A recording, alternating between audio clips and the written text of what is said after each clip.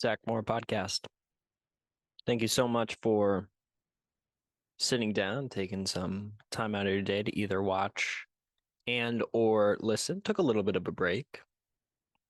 Went to the Dominican Republic with my lovely wife.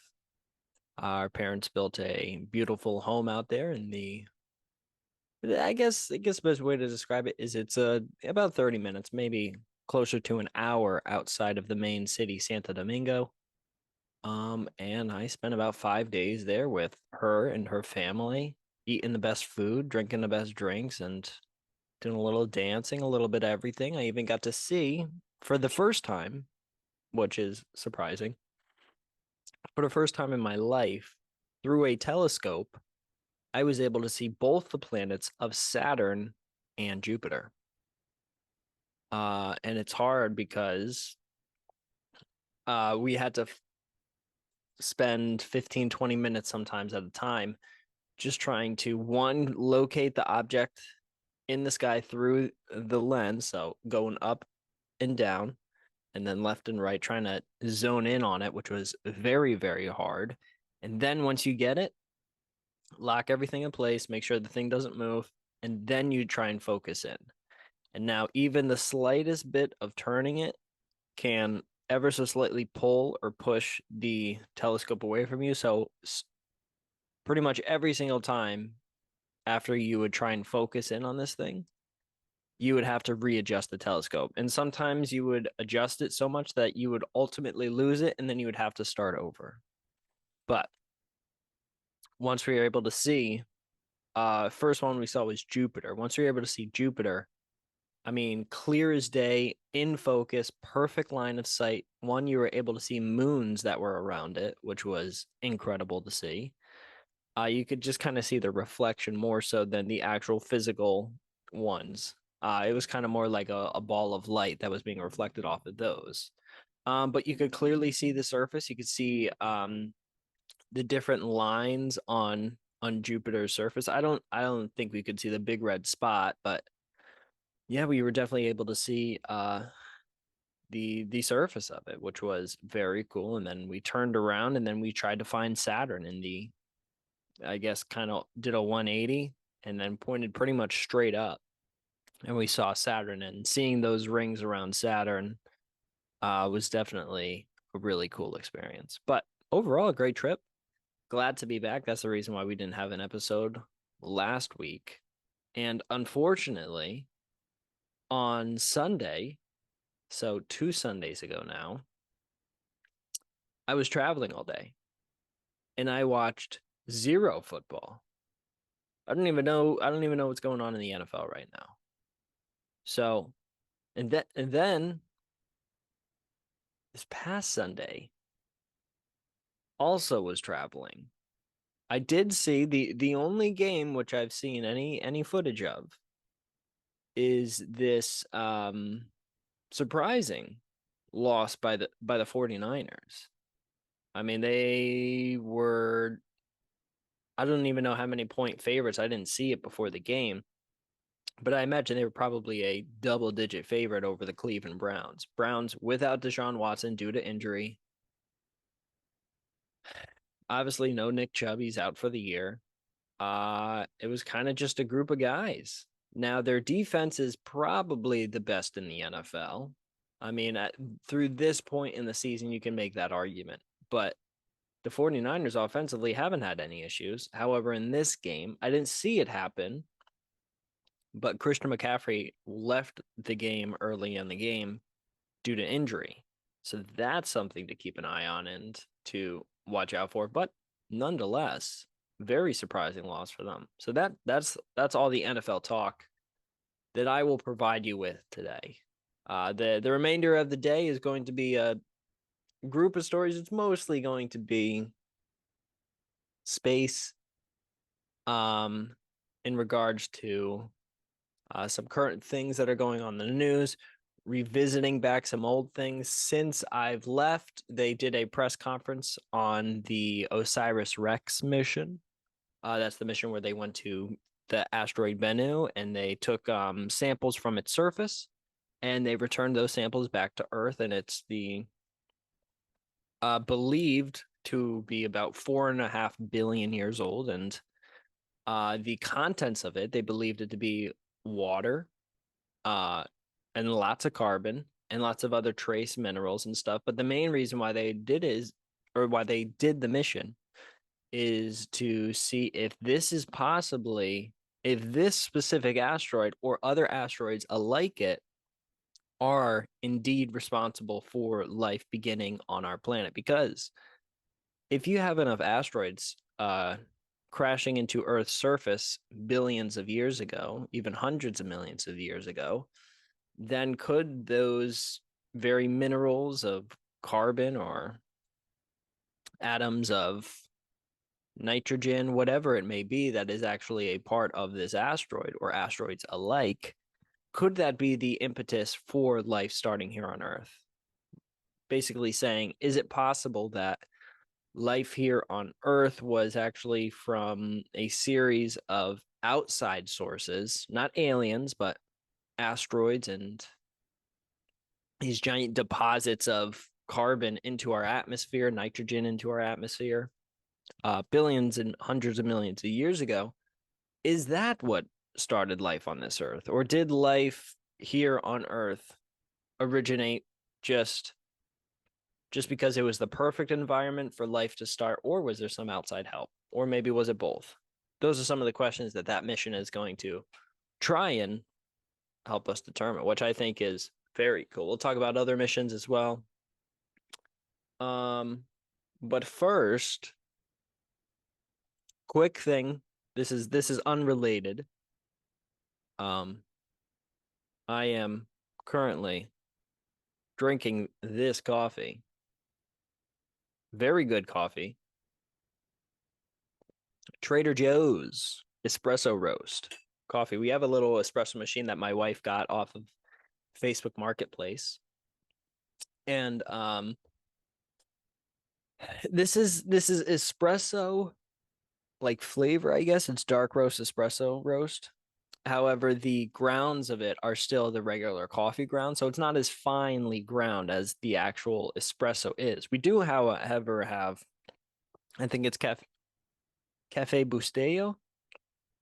I think that's how you pronounce it. It's that's actual espresso, and that's amazing in this. But anyway, so that's what I'll be drinking there. Obviously, I have my water at times, but I have to put y'all on beef jerky from Trader Joe's, as well as beef biltong from Strive. I also have another brand. I believe it's a Mexican brand. I believe so. I can't remember the name of it right now, but it's also beef jerky. They do a lot of spicy stuff, so they have like habanero and chili lime flavors, which are amazing. But in regards to, first off, let's get into the macros of this and why I love beef jerky so much. One, obviously the flavor.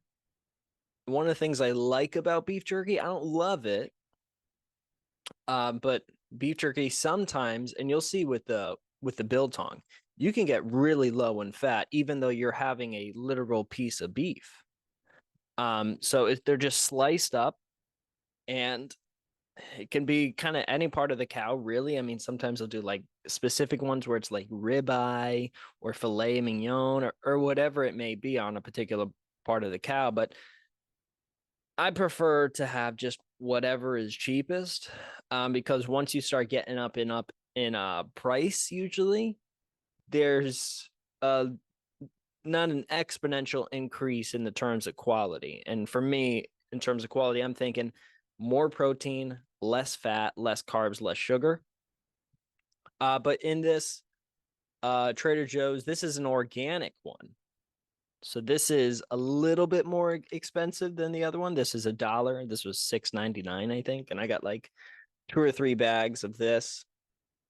But fat, there's 3 servings per container. All right.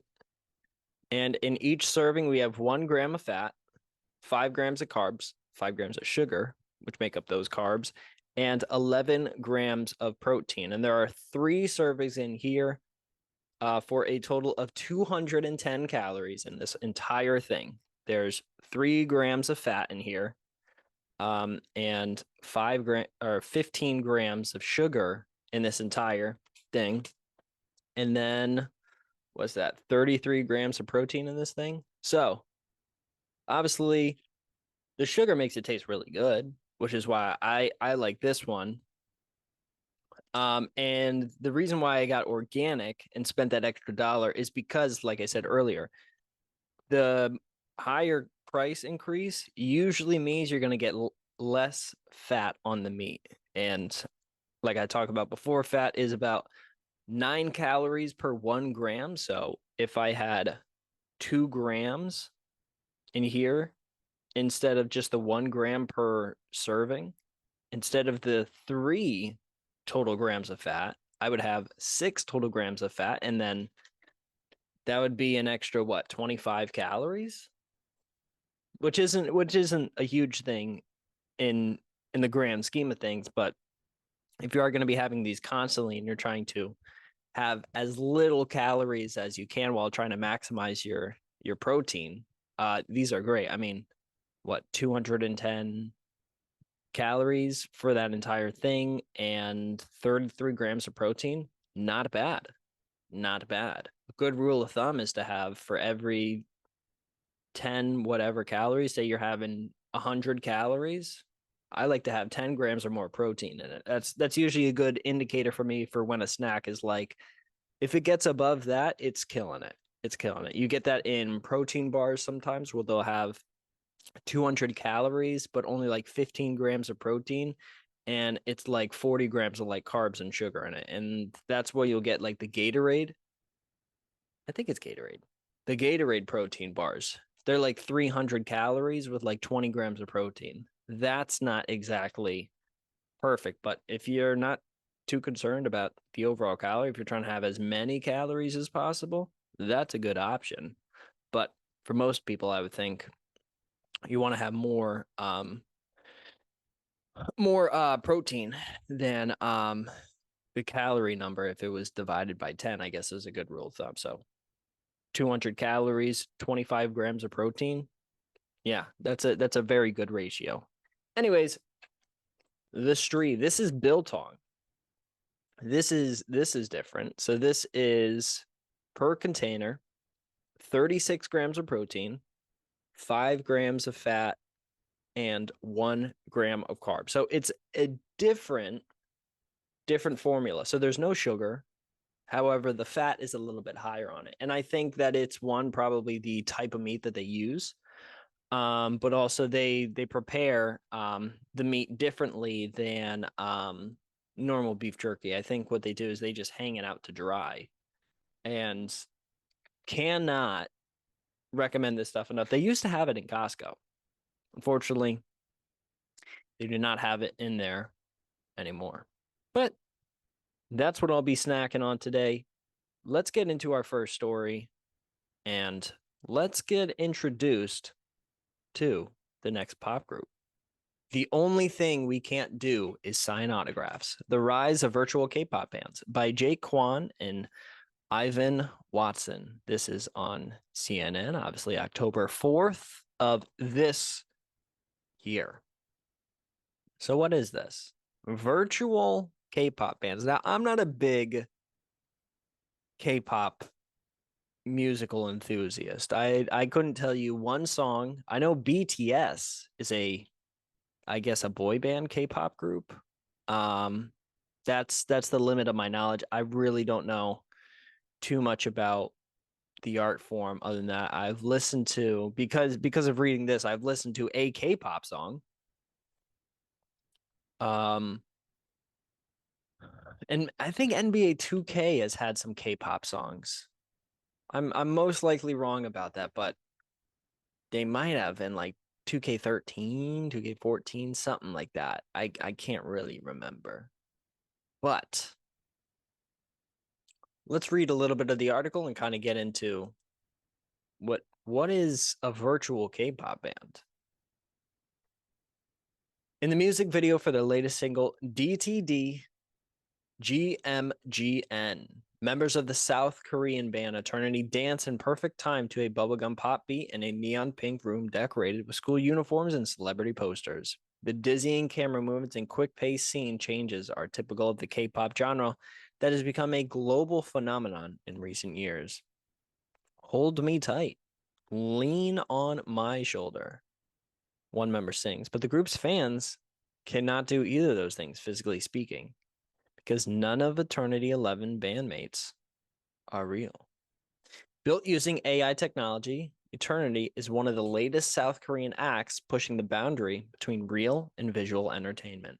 As the group's creator and management company Pulse 9 believes that computer-generated stars have a significant edge over their real-life counterparts.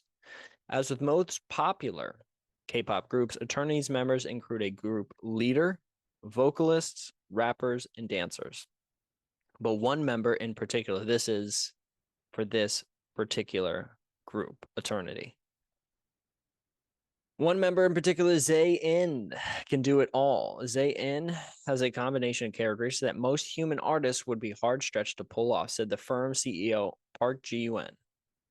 She can sing very well, rap very well, and she can be creative as a fashion designer, and she's a natural born actress. So let's watch this video. This will kind of go over the article, and then we will continue reading.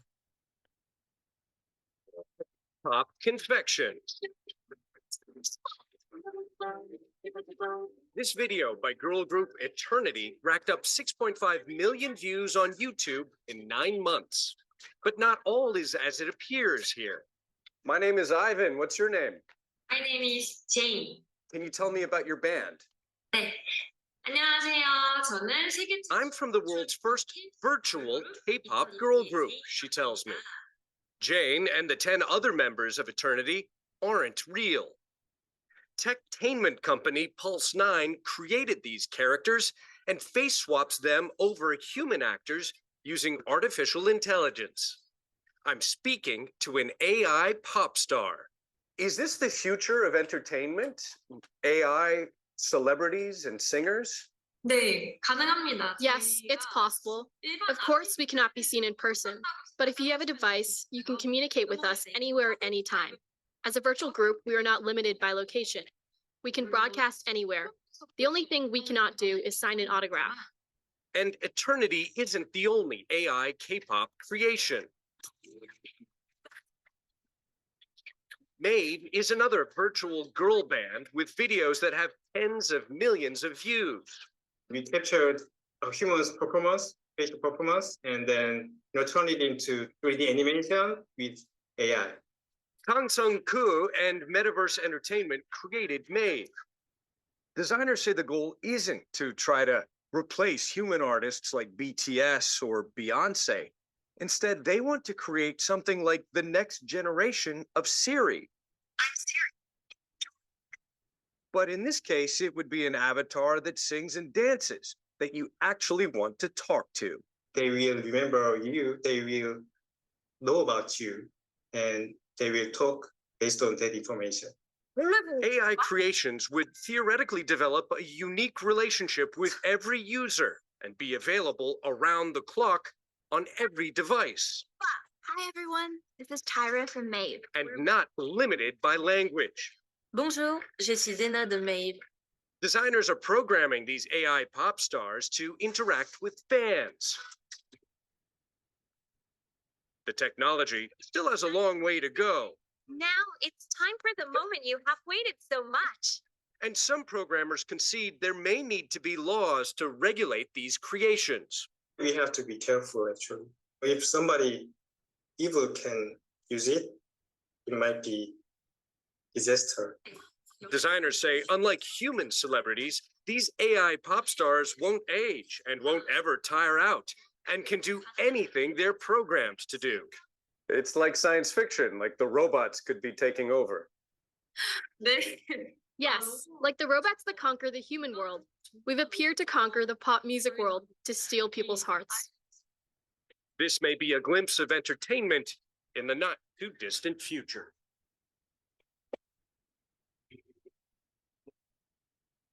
Interessante.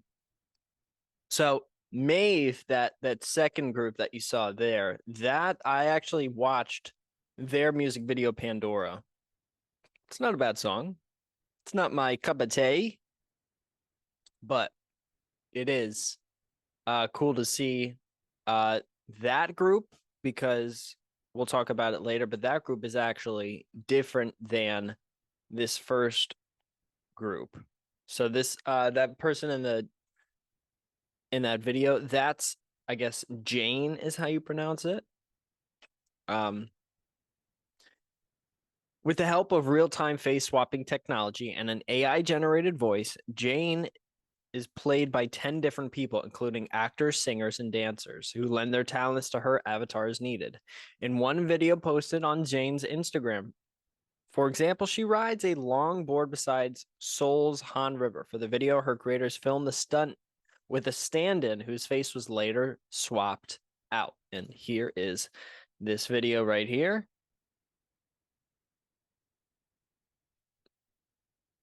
So you can kind of see a little bit of the face.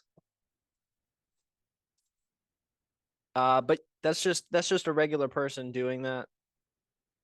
And then they just come in later and swap out the face. So that's now 10 years ago, that's crazy technology. But for our current day and age, that's not something that you don't see. Right? So that's just something that's a little bit cool.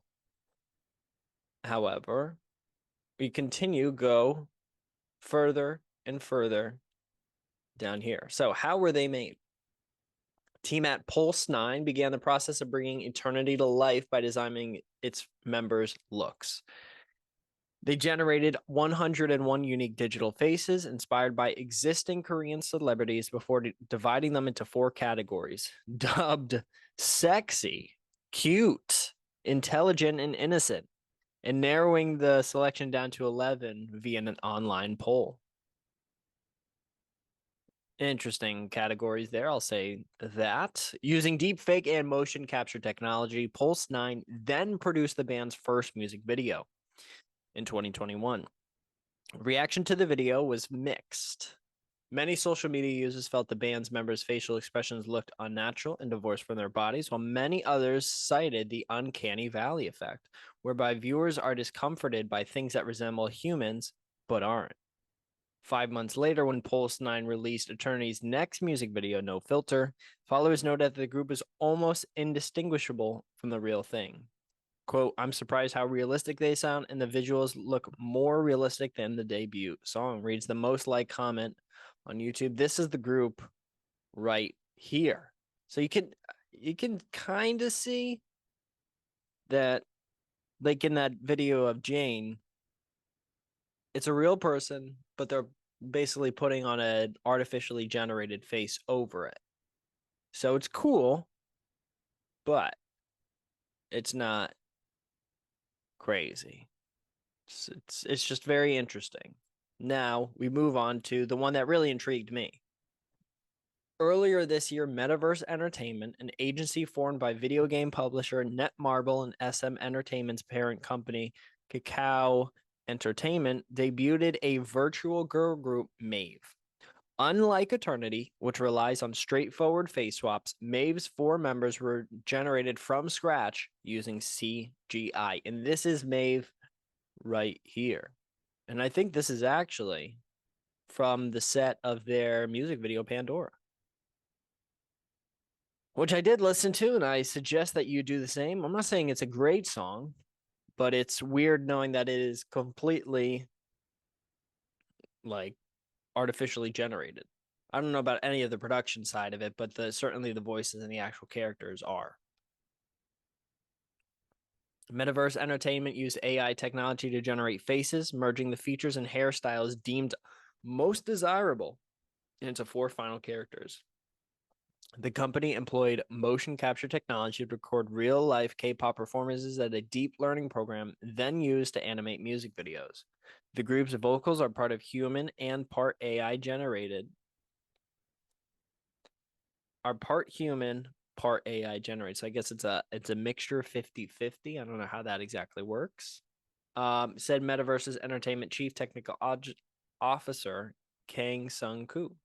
Our goal is to create fully AI-driven virtual humans that are really believable. The music video for Maeve's first song, Pandora, has already racked up 25 million views on YouTube.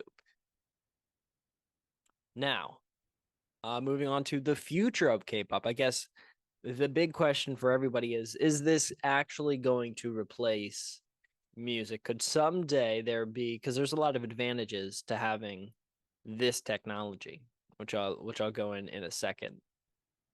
But let's read this last article. But actually, first, is this the future? I think the main concern that people will have here is obviously artists not being able to compete because they can't keep up with the creation of straight songs and albums and just the amount of creativity that these potential artificially generated artists are able to do. I mean, you could have an entire 15-song album created in probably 30 minutes. I mean, maybe an hour.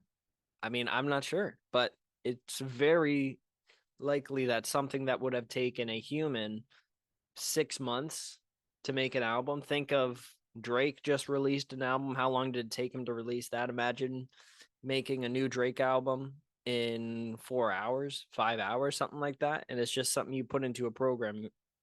You listen back, you make some tweaks, you plug it back into the program. You say, hey, I want to have this aspect of the song a little bit more, this aspect of the song a little bit less. And a couple hours later, you got a full Drake album. Is that possible? I don't think it's possible right now. In the future, I think it will be possible, but will people still want to listen to it knowing that it's AI generated? I don't know. I guess that's more of a question for my generation and the generations after mine, because if you're in your 40s, 50s, 60s, I really don't think you're going to start listening to artificially generated music. I could be wrong, but I feel as though those people kind of have their music choices picked out. Now, for this last little section, the future of K-pop. Virtual K-pop stars may enjoy an advantage over human ones when it comes to engaging with their fan bases.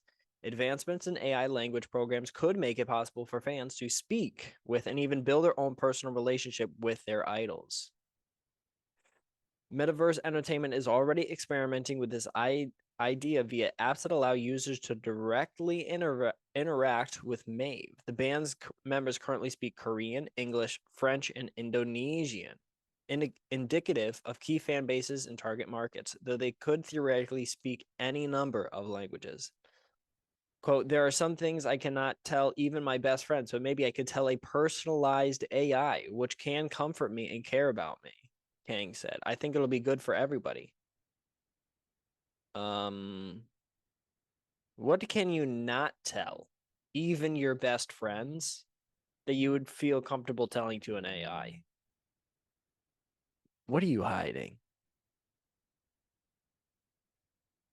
Anyways, this is, see, you can kind of see right here. Graphics are not world changing. Kind of looks like a real person, kind of looks fake. I mean, they gotta change the hairstyle up a little bit. I mean, this is not the best look. I mean, you got purple, you got brown, we're a little all over the place. Nice shoes though. I think those are Adidas. Nice little Apple Watch. All right, the rest of the outfit works. All right, moving on. That's Jane. It's Jane right here from probably, this looks like the same area where she filmed her Instagram video on the board. Maybe that hair isn't as bad as I thought it was before. Yeah, that's all right. I take back what I say. I apologize. Anywho, the development could certainly be good for companies like Kang's. The K-pop industry is underpinned by a laborious trainee system in which hopefuls are modeled from a young age, often going through years of costly dance and music classes before debuting. According to the Wall Street Journal, SM Entertainment spent approximately $3 million taking Girls' Generations to market in 2007. Agencies must invest in lessons, studio space, styling, and sometimes even cosmetic procedures for potential band members, costs not required for virtual talents. Furthermore, computer-generated pop stars will never fall ill, age, or become embroiled in contract disputes or tabloid scandals. But there is little chance major agencies replacing their real-life bands anytime soon, said Kang, acknowledging that some quarters of K-pop fandoms have reacted badly to AI groups. Criticism was about replacing current idols with virtual ones. They thought current idols might lose their jobs. Yeah, that makes sense. Eternity's creator Park agreed, comparing the emergence of AI to the invention of photography in the 19th century. Many painters were afraid of the new technology, but today we still have painters. I think BTS will never be afraid of virtual idols. They're just new content. I mean, many painters were afraid of the of photography, yeah. But it's a little bit different, where the art form of a painter is different than a picture. A picture is just an image. Yeah, you can edit it, you can do Photoshop and all that kind of stuff, but a painter is usually an abstract thought, where somebody like Vincent van Gogh is painting Starry Night. Like, yeah, there's the Mona Lisa, which is basically just a picture. But then you have these other designs, like people who do these crazy, all over the place, crazy drawings, as opposed to, say, a just a straight image. So there is a little bit of difference there. However, I do think there is a potential that this completely flops, that nobody cares about artificially generated pop stars, rappers, anything like that. And I think the reason for it is not because the music won't be as good, but I think if people know that this is generated by a computer, some people like myself will be intrigued with it. But if you're a big time music listener and you're listening to music every single day, and like you really care about the music, you care about the creation side of it as well, production, all of the stuff that's embroidered with it, I feel like those people are more so going to want to have the original human ideas in their ears rather than artificially computer generated audio from, say, a computer, say a robot, say even a group like Maeve. And once again, I'll stress, go listen to their song Pandora. I'm not going to play it because I'll probably get demonetized, although I'm not monetized, so I don't know why I said that. I'll get like copyright stricken. But go listen to their song Pandora, Mave. The song name is Pandora. Go listen to it. It's not a bad song. And I'm not a big K-pop fan, but I try and apply that to music that I listen to. Like, there was a huge controversy over a Drake artificially generated song on TikTok, and it was good. Like, it was an objectively good little sample of a potential Drake song, and there's other songs. Another song that popped up was called Winter's Cold by Drake AI. That's a really good song. You can find that on YouTube. It's an entire song and it's really good. But because of the fact that that's not a Drake song where you have 40 producing and you have individual things like Drake's creativity, like on this last album of his, I think it's called For the Dogs or All the Dogs, whatever. He had his son on one of his tracks. And now that's something that he's never had. He had his son do like a little freestyle on one of the tracks, do some like audio in the background of some of the songs as well. Is that an idea that an artificially generated computer program would come up with? Drake's never had his song on any of his previous songs. He's never put him on like an album or anything. Is that something that AI would have just thought of in the moment?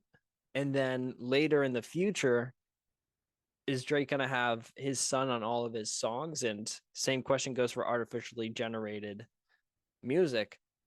If they include it on one album, are they going to continue doing so on further albums? I'm not sure. I don't think so. I think that humans, as in our current state, are far more creative than these artificially generated music artists. And maybe that changes in 5, 10, 15, 20 years, but as it currently stands right now, the creativity side is going to go towards the humans. And I also think humans understand that and appreciate that more, that this is an original idea generated by a human, somebody who was doing something and then they heard a couple lines of a song, they heard a beat, they had an experience, and then they wrote down lyrics, or they performed it live, or they freestyled, or whatever it was, and then they recorded it, made sure it sounded good, and went through all of this work to put together a song, as opposed to somebody just putting into a chat GPT prompt, be like, write a song about singing the ABCs, but make it a Drake song. And then having that come out and then creating a song using that. I think people understand the difference between the two. And I think in our current state, my generation of adults, maybe some of them will be like, I just like that I'm able to get a new song from this AI generated version of Drake, a new entire 3-4 minute song every single day if I want it, or every single week if I want it. Now, one of the things about the Drake artificial generated songs that he did, that was still people who put into a prompt, hey, write me a Drake song. And so they got, I believe it was lyrics, but the production, the actual performance, all done by a human. And then on the back end, they used a voice changer to change it into a Drake voice. So it is somebody who went, maybe they got the lyrics from ChatGPT, but with those lyrics that either they wrote or they got from some artificial intelligence program, they then went, performed a song as if they were Drake, did all of this production, creating the beat, creating all of the mixing for the audio so that it sounds good. And then they dubbed over their voice with a Drake filter and then put that out. That's not really exactly what the Mave group is. Because the Mave, from what I understand, is they're creating songs 100% via artificially generated stuff. Whereas in the Drake example, you have somebody who's basically creating a Drake song via their own lyrics and own production and all of this stuff, but they're just adding a Drake voice on top of it. And I think that there's more potential for people to respect the one where it's just somebody putting a Drake voice filter on the song, rather than a whole group where everything's 100% artificially generated. But the younger generations, I feel like they won't have an issue with that. I think they're growing up in a time where you're given a tablet as a 4 or 5-year-old. You complain to your parents too much on a family vacation. And I saw this when my family and I, when we went to Portugal, and I see this all the time in my daily life as well. You see in a public place, a kid, whether it's at a mall or something like that, a kid is bothering the parent. They're being very needy. They're having temper tantrums. They're hungry. They're tired. They got all this energy. They're all over the place. And then the parent just gets just fed up because they're with their friend, they're with other people, and they want to be able to have a conversation with them because their whole time is taken up by their child, and they just want a couple of minutes to hang out with other people, have a conversation about some type of matter, a private or important conversation, and then they have their kid coming up and bothering them. Not that they hate their kid or anything. It's just that sometimes I imagine you want to have conversations with other adults or interact with other people, and you don't want your kid to try and be getting your attention, yelling and pulling at your leg. What blah blah blah blah blah blah. Sometimes you don't want that, right? And sometimes what the parents do is their solution is, all right, where's the tablet? Let's get you a tablet. Here, take my phone, scroll on TikTok.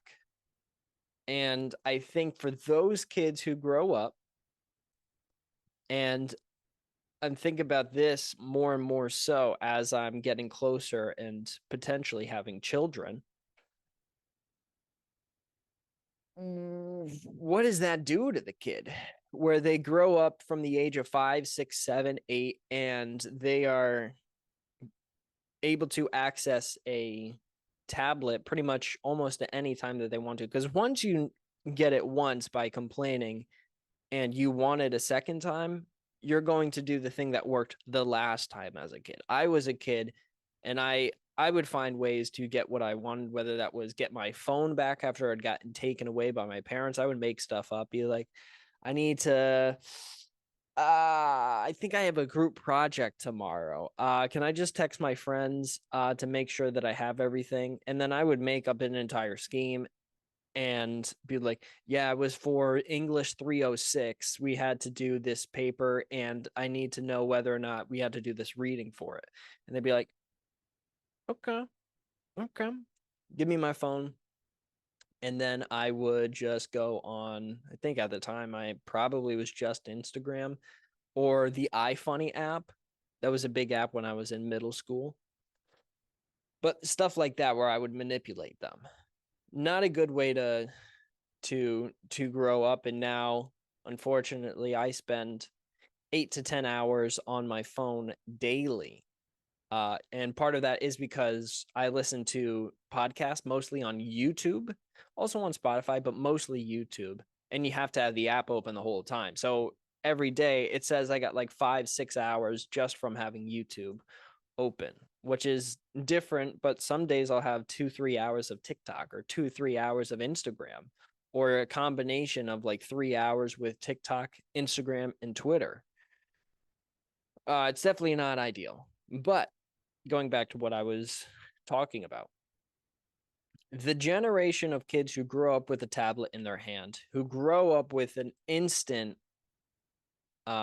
hey, I want to get content as soon as I can. I'm really bored. I don't want to open up this book and read and get to page 5 or 6. There's no moving pictures. There's no funny voices and no audio portion of this.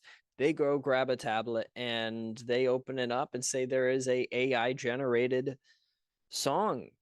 For Drake, we'll take that example.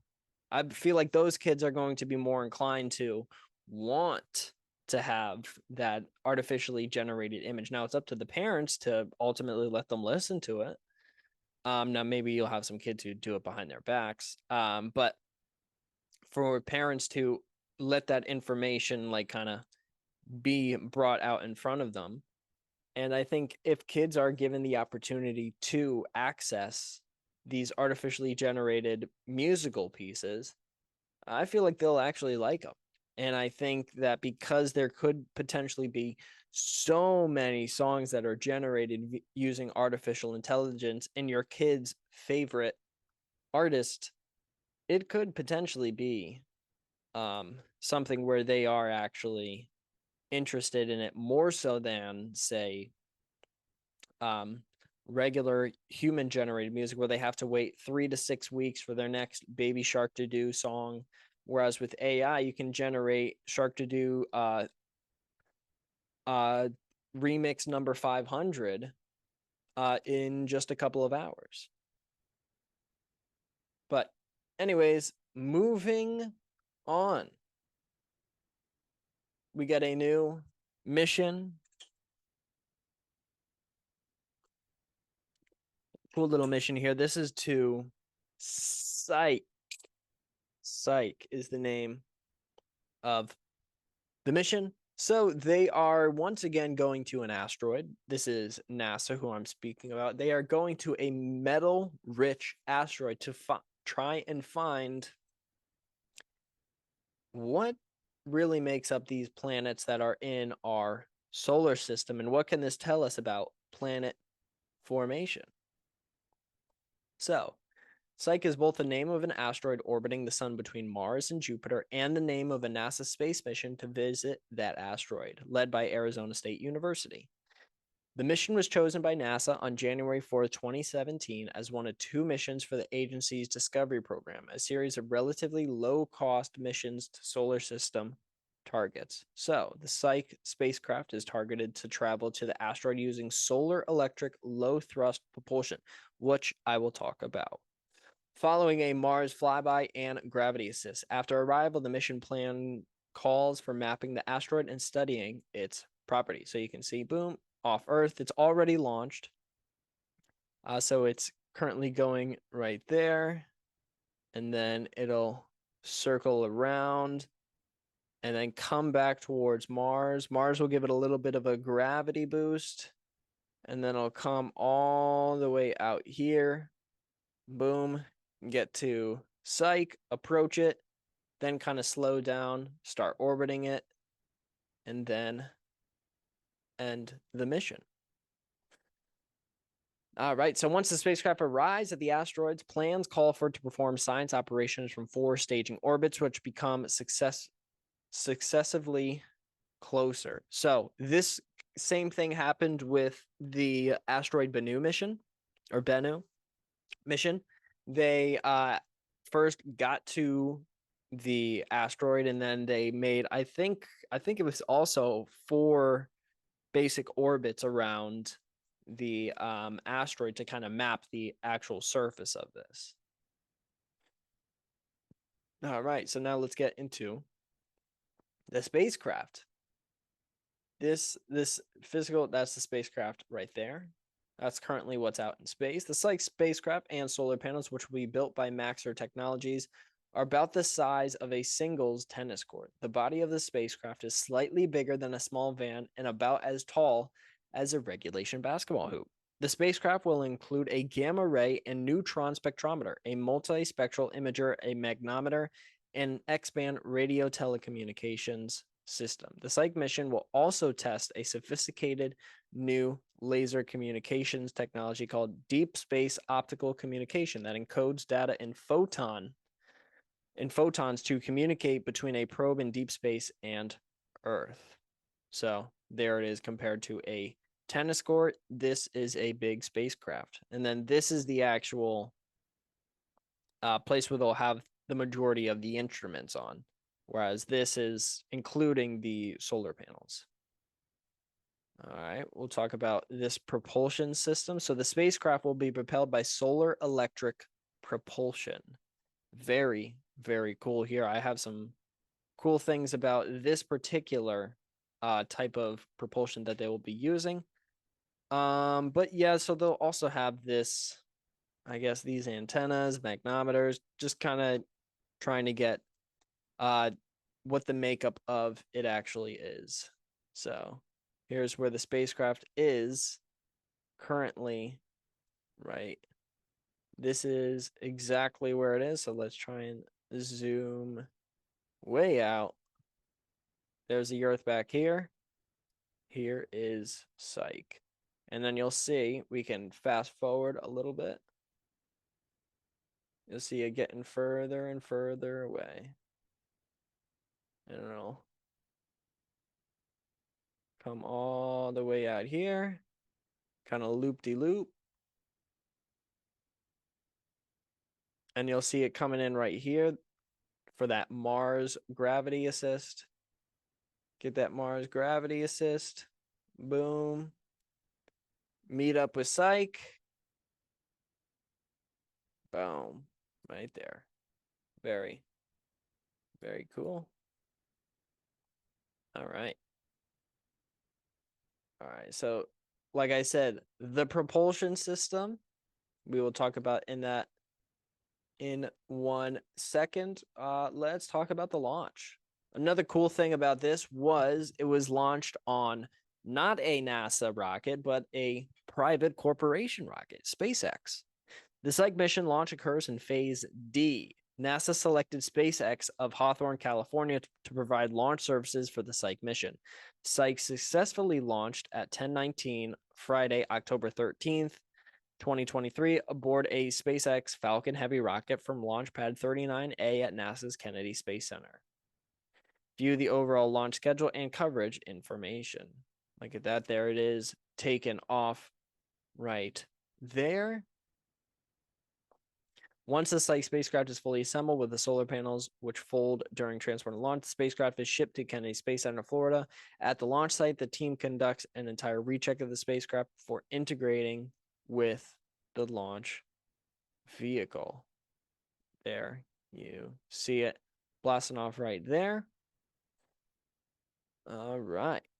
And the spacecraft will travel 2.2 billion miles on its mission, so very long journey for it. Once in space, the Psyche spacecraft travels using solar electric propulsion. Solar electric propulsion uses electricity from solar arrays to create electromagnetic fields to accelerate and expel charged atoms, ions of xenon, to create a very low thrust with a very high efficient use of propellant. Here it is right here. This will be the first use of Hall effect thrusters beyond lunar orbit. So, okay. Why didn't I mention the propulsion? Because it's the first time that they'll be using it. And I had no idea what a Hall effect thruster was. They looked cool, but what is it? You see this picture right here. You're like, whoa. Now, on the podcast before, long time ago, I played Kerbal Space Program on the show, and maybe I should do it again. Maybe do a mock mission to like Mars or something. But yeah, so I did that on the show in the past, and in that game, they do have a electrical propulsion thruster, just like they do right here. And it's kind of the same thing where it uses xenon gas as its fuel source, and it has very low thrust, so it's not very powerful, but it can last for a very long time compared to a chemical rocket that we think of when we think of rocket engines. So, all right. All right. NASA is preparing to travel to a world unlike any other it has visited before. Following its approval of a discovery mission in February this year, a spacecraft set for launch will visit the main belt asteroid Psyche, a metal world that scientists think is made up entirely of nickel and iron. The nickel-iron makeup of Psyche suggests that it may be the exposed core of an early protoplanet, torn apart by hit-and-run collisions during the early history of the universe. All right, so it will be orbiting all of this stuff. Those requirements led the mission team of JPL scientists and engineers, as well as researchers at Arizona State University, to turn to the NASA Glenn Research Center, leaders in solar electric propulsion for decades. Remember, it's got to travel 2.2 billion miles, so it's got to have a good engine on it. NASA Glenn in Cleveland, Ohio, has been developing and testing solar electric propulsion technology since 1964. Solar electric propulsion uses electricity generated from solar arrays to ionize atoms of the propellant xenon. These ions are then expelled by a strong electric field out of the back of the spacecraft, producing thrust. So, in short, SEP is a propulsion system that is a combination or coupling of solar array technology and ion thruster technology. Charge up your thing using the sun, and then use that thing to get the xenon gas or particularly the ions of the xenon gas. So you're not actually shooting xenon gas out. You're shooting these tiny particles out the back. And that's what's helping you move a little bit further. The SEP thruster planned to be used by Psyche is the SPT-140 Hall effect thruster, produced by SSL, the subcontractor with JPL for the mission. To achieve the science objectives once in orbit around the asteroid, the SEP thruster must perform in a new way that required a new round of testing that could only be conducted at NASA Glenn. They tested that thruster before, but they had not throttled that thruster to lower levels. They had used it at a higher level, but they wanted to know how we can expect it to behave at a lower throttling. So that is what we're testing. We were able to simulate it to give them enough data to understand that. The SPT-140 Hall effect thruster was put into the large thermal vacuum chamber at NASA's Glenn Electric Propulsion Laboratory. It is the largest and best equipped facility of its kind in the world. They started September 5th and completed testing September 18th. All right, here we go. That thruster is normally rated at 4.5 kilowatts operating power. For Psyche, the trajectory is such that they would like to throttle down or go to a lower gear for large parts of their trajectory. There are a bunch of reasons they want to do that. They want to have some power. They don't need as much thrust. They want to operate in a little different mode than when they are actually at the asteroid. Because it's a 4.5 kilowatt thruster, most of the previous testing was done at that throttle point. For Psyche, they want to go all the way down to 900 watts. So part of this test was figuring out how much we run this thruster down and they're at that throttle condition. How do we run this bigger thruster with less power stably? The testing was critical to understand how the thing would form. They used vacuum chambers as well, and I'll show a video of them putting this into the vacuum chamber as well. What we've observed, unfortunately, is that Hall thrusters are sensitive in terms of how they perform to that ambient pressure condition. Other places don't have a pressure chamber like this. Okay. All right.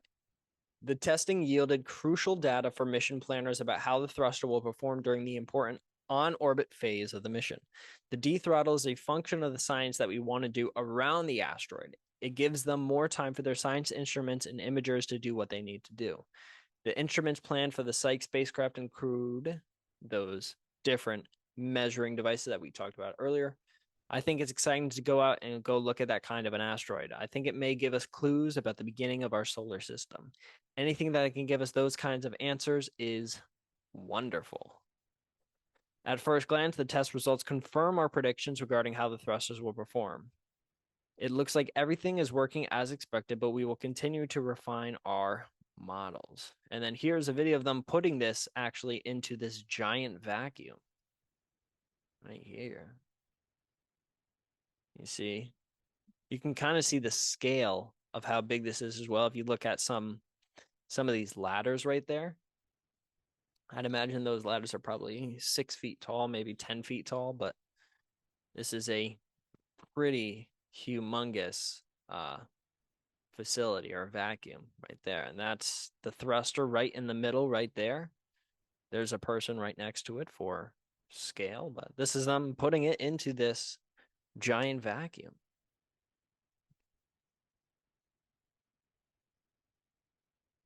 Very, very cool. Now, so let's watch a video on how thrusters work. This is from UMISH PEPL. This was a fantastic video. Please go support him, because this was an amazing video. Because I mean, what even is ions? What is this? How does this thing even work? Because this is what's ultimately going to be used for the first time this far away from our planet. So let's hope that this thing works. Hall thrusters are a widely used type of spacecraft propulsion device. Instead of combusting a chemical fuel like a typical rocket, Hall thrusters employ electricity to ionize a propellant, which can then be accelerated by an electric field to produce thrust. This produces much less thrust than a chemical rocket, but is far more efficient, enabling missions which carry more payload for a fixed launch mass, and which in some cases can even be faster than those launched by a chemical rocket. Let's take a look at how one of these devices works. Hall thrusters have only a few key parts. There's a discharge channel, typically made of a ceramic, a metallic anode, and a hollow cathode. To start the thruster, we apply a voltage between the anode and the cathode. This sets up an electric field, which causes electrons emitted from the cathode to migrate toward the anode, completing the circuit. Electromagnets embedded in the thruster produce a magnetic field perpendicular to the electric field. Since electrons orbit magnetic field lines, this field acts to halt the electrons on their path from cathode to anode. The combination of crossed electric and magnetic fields also induces the electrons to rapidly circuit the thruster at speeds approaching and even exceeding 1,000,000 miles per hour. This so-called Hall current gives the thruster its name. At the same time, a neutral gas, typically xenon or krypton, is injected at the anode and begins to diffuse downstream. Every so often, a drifting electron impacts a neutral atom. Sometimes these collisions have enough energy to knock an electron off of the neutral atom. This produces a positively charged ion and a second electron, which joins the Hall current. The more electrons there are, the greater the probability of collisions, and in this way, more and more ions are produced in a process known as avalanche ionization. The resulting fluid of ions and electrons is known as a plasma. The positively charged ions in the plasma feel the applied electric field and are accelerated downstream at tens of thousands of miles per hour, producing a small amount of thrust. Enough electrons follow them such that the device remains electrically neutral overall. Every time an electron collides with a neutral or an ion, it loses a small amount of momentum and drifts a bit closer to the anode. In this way, the electrons are able to complete their path from cathode to anode despite the presence of the magnetic field. However, the electron current that actually reaches the anode is much higher than what we would predict even when accounting for all types of collisions. The cause of this enhanced so-called anomalous transport is unknown and is an active area of research. However, as a result, we cannot simulate these devices in a way that predicts their thrust, efficiency, and other key performance metrics from their geometry and operating conditions alone.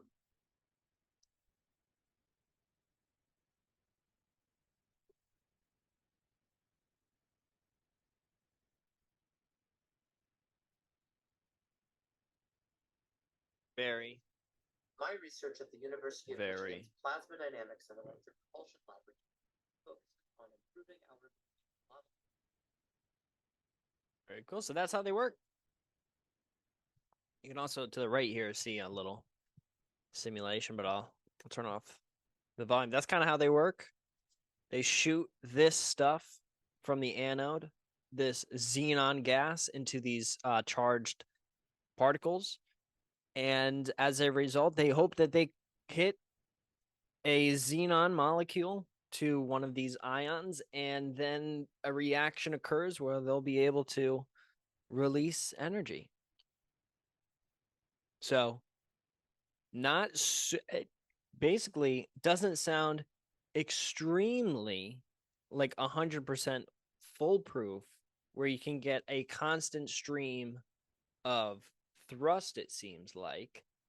Now maybe that's different for the Psyche mission. Now this is a year ago when this video was actually created, but maybe they've improved since then. And like we talked about, they need to kind of control what the actual thrust is. They can't have it at a constant 4.5 kilowatts. They need to bring it down to about 900 watts.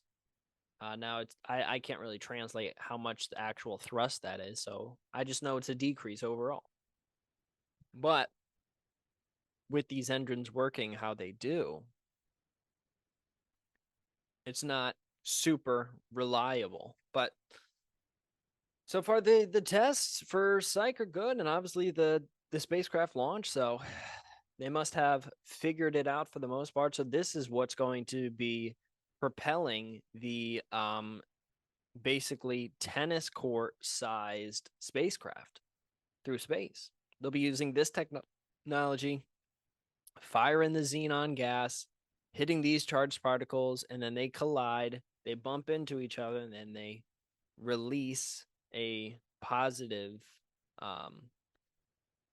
charge, or there's a reaction I know I literally just watched the video and I still can't explain it, but they come in contact, they butt heads, then they release a small amount of energy out the back, and then that energy being released out the back is what propels it forward. So that's how these things work.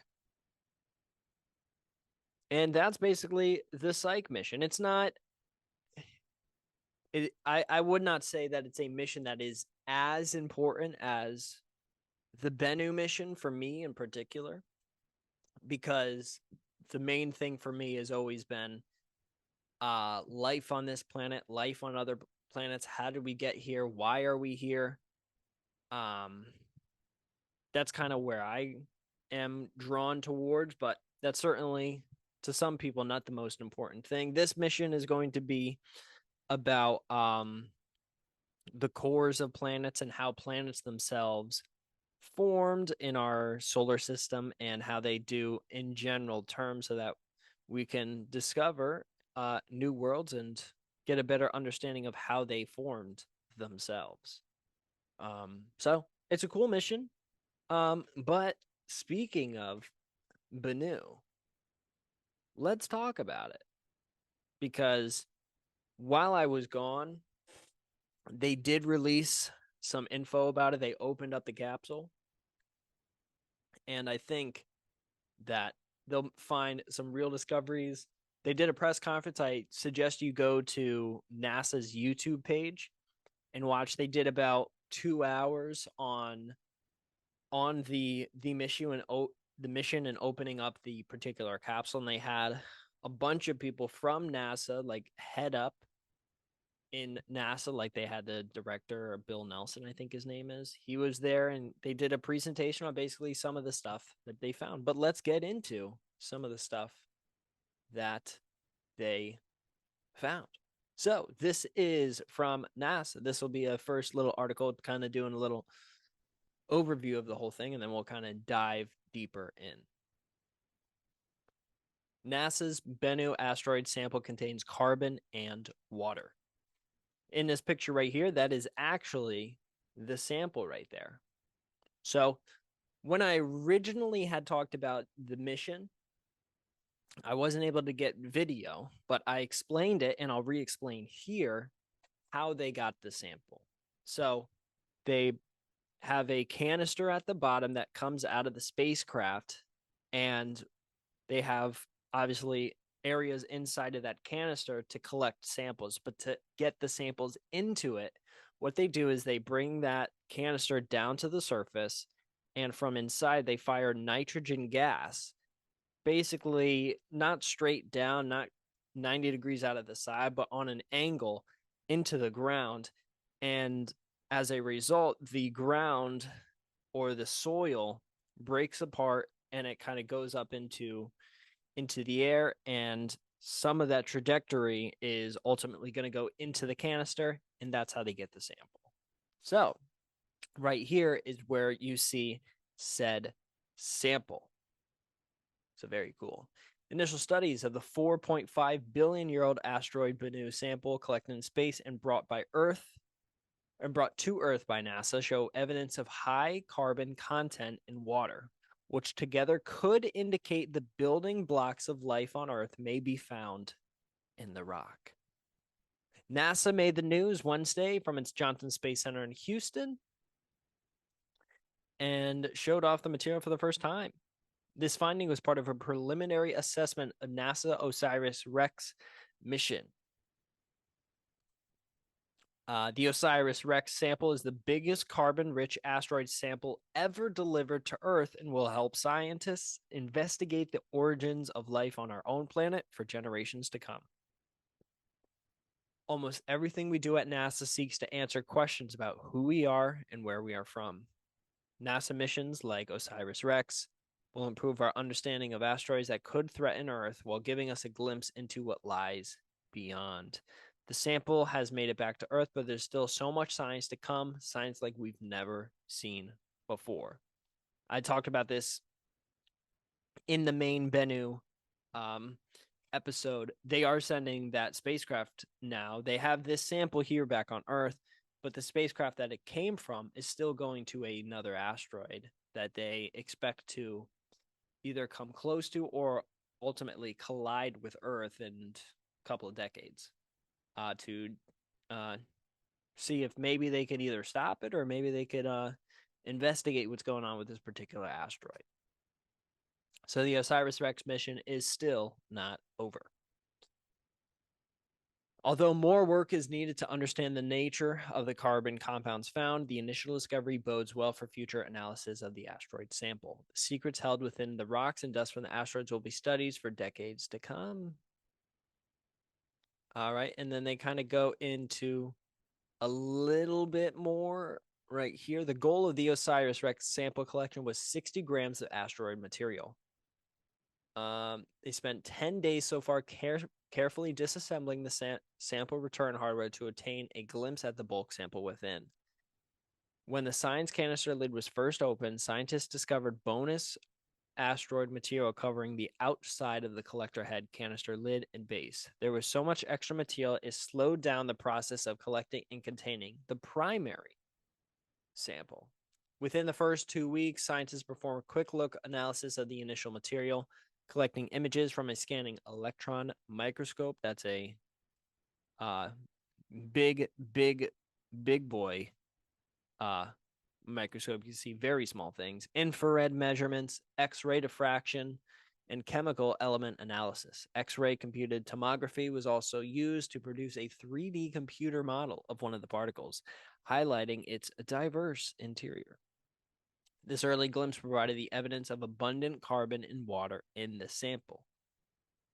As we peer into the ancient secrets preserved within the dust and rocks of asteroid Bennu, we are unlocking a time capsule that offers us profound insights into the origins of our solar system, said Dante Loretta, OSIRIS-Rex principal investigator. The bounty of carbon-rich material and abundant presence of water-bearing clay minerals are just the tip of the cosmic iceberg.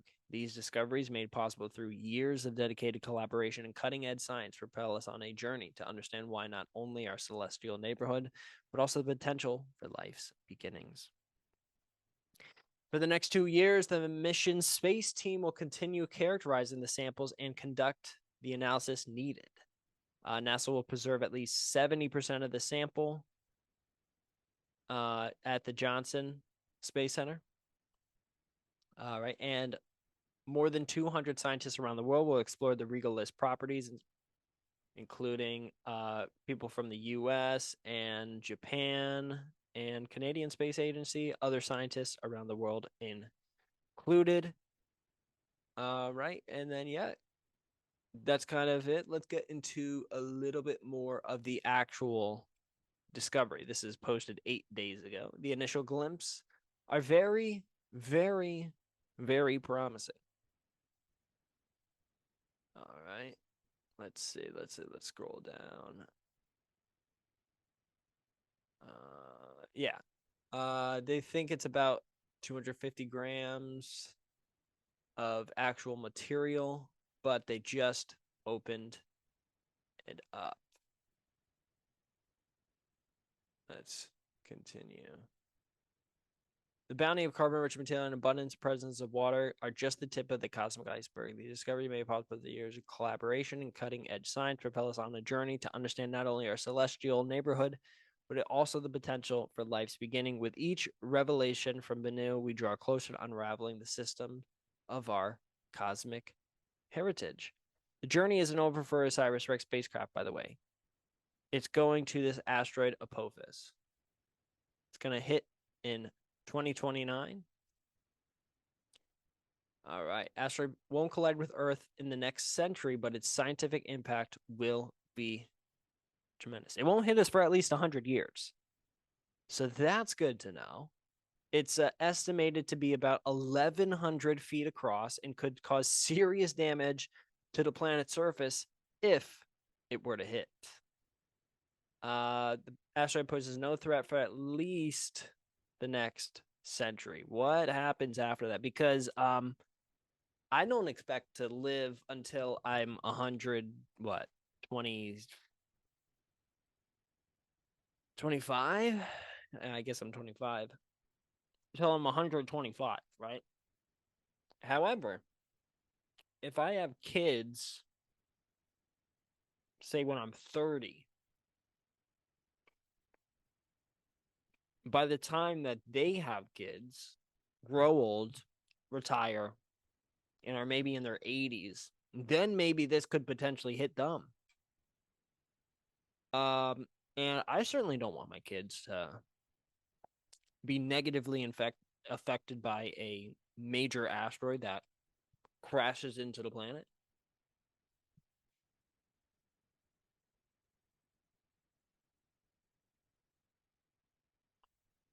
Apophis is in the category of potentially hazardous asteroids. Asteroids with orbits that bring them closer to Earth now and for centuries in the future. What makes Apophis the poster child for potentially hazardous asteroids is that it will make the closest known approach to Earth of any large-scale asteroid this decade. However, let's not panic. The three most important things about Apophis are it will miss the Earth, will miss the Earth, will miss the Earth. Although Apophis will not hit Earth anytime soon, the asteroid will make a close encounter with our planet on April 13th, 2029. Will pass just 19,000 miles. That's closer than most geosynchronous satellites and 10 times closer than the moon.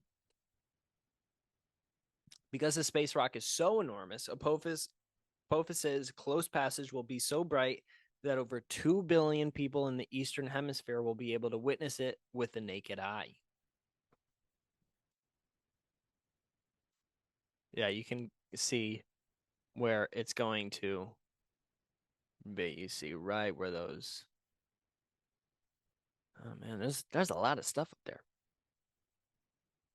Classified as an S-type asteroid, Apophis also contains a mix of metals, including nickel and iron, which is the primary reason why they also want to visit this place, much like the Psyche mission. They kind of want to understand, was this an early center of a planet? But they're also trying to do other science, whereas the Psyche mission, that is just strictly to look at, was this an early planet, and how does this inform us on how planets formed?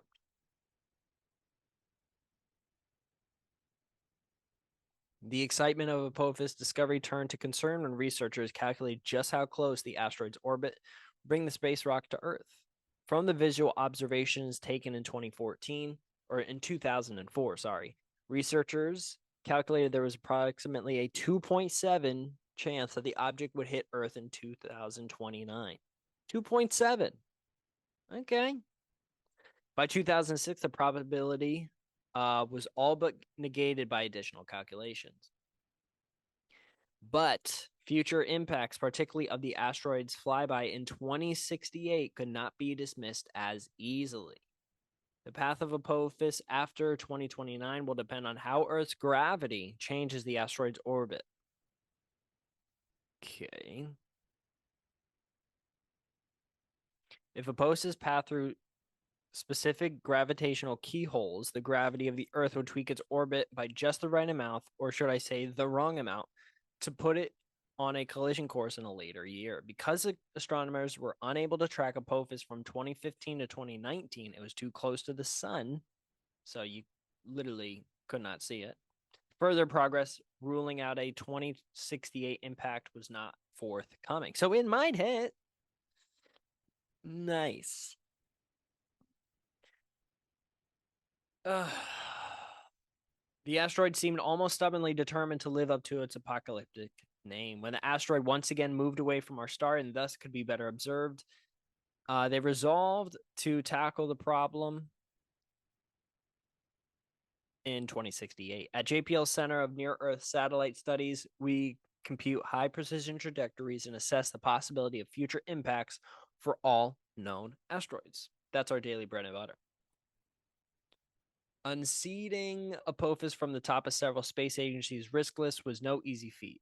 Fornokia and his colleagues wove together radar and optical tracking data in late 2020 and early 21 to come up with a precise trajectory for Apophis, according to a statement from NASA. The team then combined this newly acquired data with years of intense observations to come up with a clearer picture of Apophis's trajectory. Apophis has been extensively tracked since its discovery by both optical and radar telescopes. Thanks to these data, we can precisely predict the motion for Apophis through the April 2029 flyby. The team calculated that the orbital period of Apophis, or time it takes to orbit the sun, will be stretched from 0.9 years to 1.2 years as a result of the asteroid's encounter with Earth. Perhaps more significantly, data from 2020 and 2021 observations allowed the CNEOS crew to model how close Apophis will come to gravitational keyholes that correspond to potential impacts with Earth in both 2036 and 2068. The CNEOS team also ruled out a potential impact for the next 100 years. Okay. Okay. All right. Yeah. So maybe it might be over 100 years. So we don't have to worry about it this century, which is good. I won't have to worry about it, but maybe my grandkids will, which is scary to think about. One, that I'm going to have grandkids, hopefully. But two, that they might also be wiped out by a. Well, I don't know if this is going to wipe it out. Let's continue reading before I make that claim. Predicting the effect of an Apophis-like asteroid hitting Earth is not easy. There isn't anything like it in the geological record of our planet.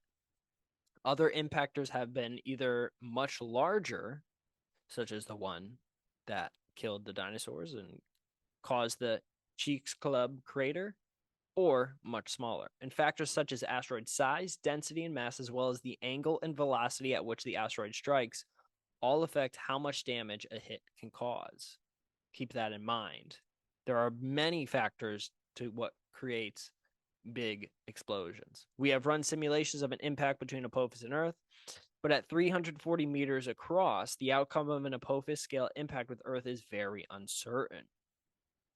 Size and speed are the main factors, but the nature of the target site is also important. If the impact occurs in the ocean, it can generate hazardous tsunamis on land. A lot more ejected dust is produced.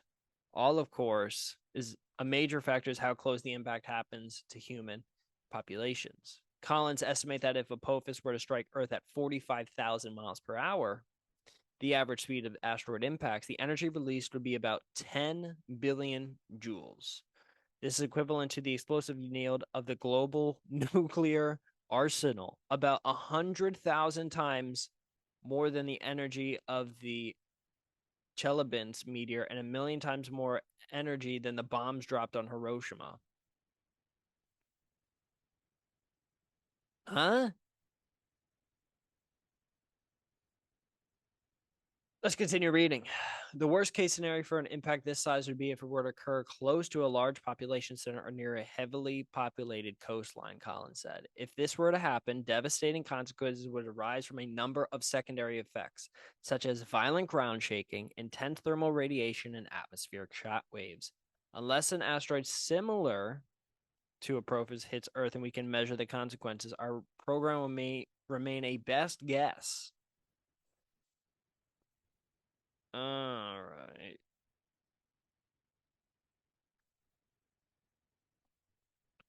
Interesting. All right.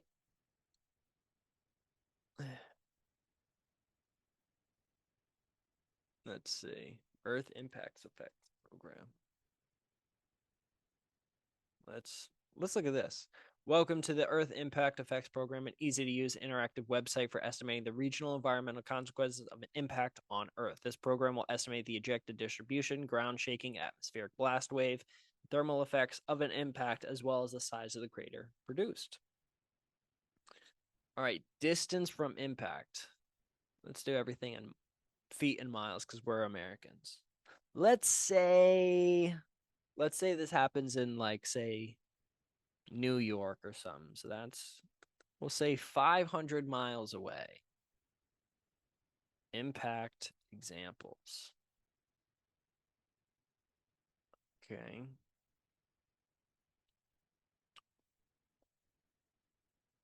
Chicks Club. This is what wiped out the dinosaurs right here. Dang. 17.5 kilometers across. All right, this is one that landed in Russia. Okay. Meteor crater. All right. Let's do 50 meters.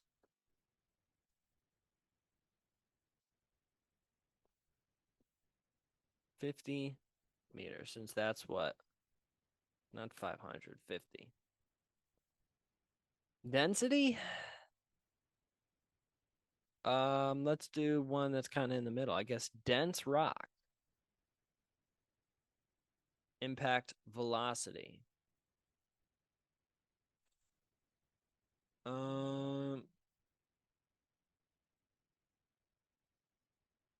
All right, I guess we'll do this in kilometers. I guess we'll do 17, right on the dot. Typical velocities are 70 kilometers a second for asteroids and 51 kilometers a second for comets. Impact angle. Yeah, we'll do 45 degrees, so it kind of hits us at an angle. Water of depth. We'll start up water of depth. Dude, near the coastline, so let's say about 500 feet. Calculate effects. All right. Okay, I'm about 800 kilometers away. That is 500 miles. All right, and it's about 164 feet in diameter.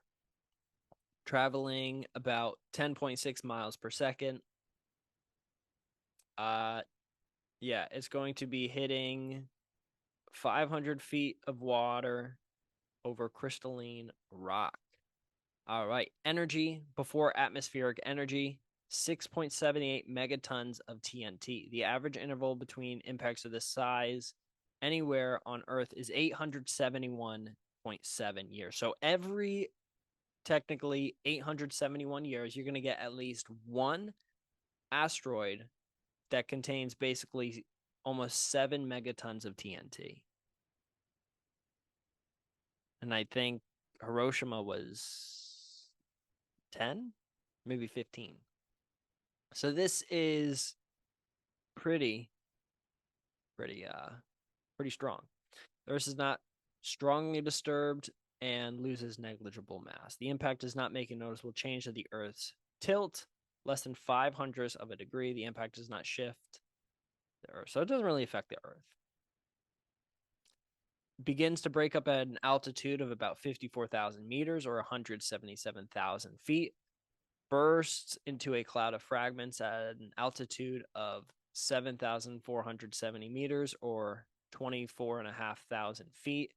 Residual velocity of the projectile fragments after burst is about 5.82 kilometers a second or 3.61 miles a second. The energy of the air burst is about 6 megatons. No crater is formed, although large fragments may strike the surface. The air blast, this is basically the air that gets pushed out by this thing and basically just explodes. Air blast will arrive approximately 40 minutes after impact. Peak overpressure. I guess this is just pressure that's increased. Max wind velocity, 0.561 meters per second or 1.25 miles per hour. Sound intensity, 48 decibels. Now, keep in mind, I am 500 miles away from this happening, okay? So 48 decibels, and we'll get an air blast in 40.7 minutes, traveling from 500 miles away, and we'll still feel 1.25 miles of wind velocity. Impact generating tsunami waves arrives 6 hours after input. Tsunami wave is less than 10 centimeters at your location. All right, so here in Pittsburgh, I won't have to worry about that. All right, let's do another one. Let's do one, and then we'll move on. But Let's once again do 500 miles away, but we'll make this meters. We'll make this. What should I do? Here's what I'll do. I'll rank it up. Instead of 50 meters, let's do 50 kilometers. Projectile density, we'll still keep it a dense rock. I don't need it to be iron. Let's try it out. 8,000 kilograms per meter squared. Impact velocity. Let's have this one come in a little bit faster. Let's say it comes in at 30,000 kilometers per second. So it's cruising it. Still, let's actually drop this down to 40-degree angle of where it comes in. Water of depth. Let's say it goes into like middle of the ocean. So let's say we got about 5,000. So it's not hitting land, but after we'll see what happens if it hits land. Let's calculate these effects. All right. 31 miles across, as dense as possibly can be, coming down at 18.6 miles a second. It's going to be 0.9 miles over crystalline rock. Oh, good Lord. All right, energy before atmospheric entry is going to be 5.63 times 10 to the 10th power megatons TNT. So very hard to even imagine. This is billions, trillions of times the Hiroshima bombs. Billions and billions of times stronger than all of the nuclear devices dropped at once. So this is gonna do some damage. All right, the Earth is not strongly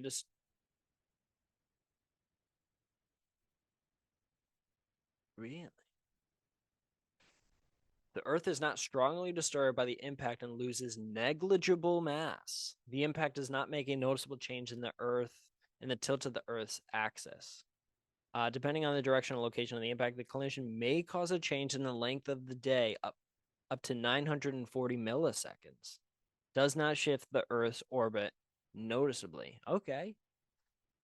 All right, crater dimensions. The crater opened in the water has a diameter of 382 miles. So even the crater created by this thing, I'm 500 miles away. This is over half of the distance just to me. So pretty big. Crater formed on the seafloor because we're, 5,000 feet above water. There is a diameter of 233 miles wide and 82.3 miles deep crater formed on the floor of the sea. And the final crater is 506 miles in diameter and 1.38 miles deep.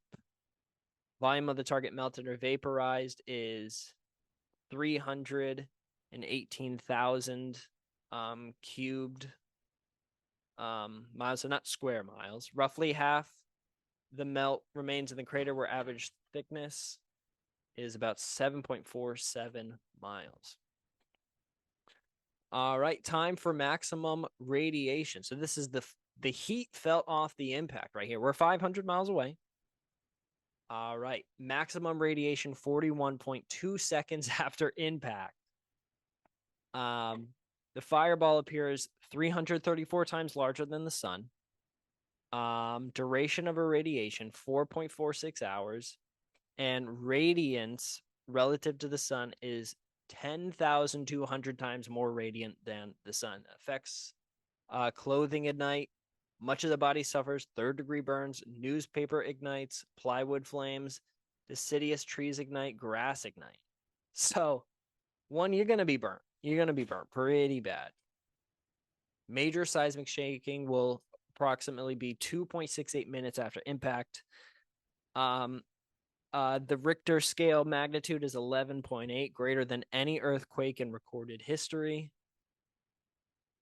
Damage negligible in buildings of good design and construction. Okay. But ejects. So I would imagine that there's pieces that break off of it. That'll arrive in about 7.27 minutes.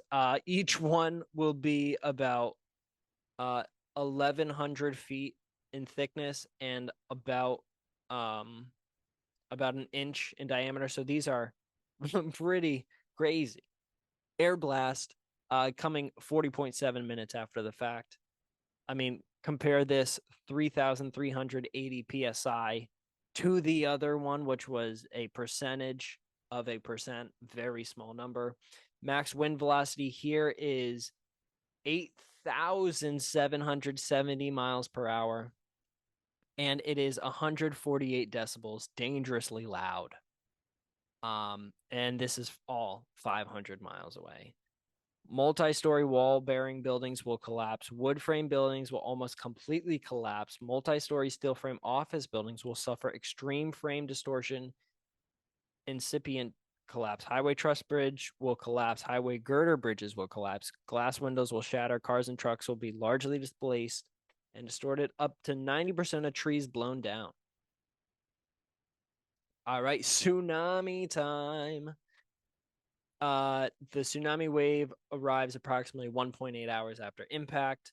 It is between 1,910 feet and 0.7 miles, or 582 meters and 1.2 kilometers in height.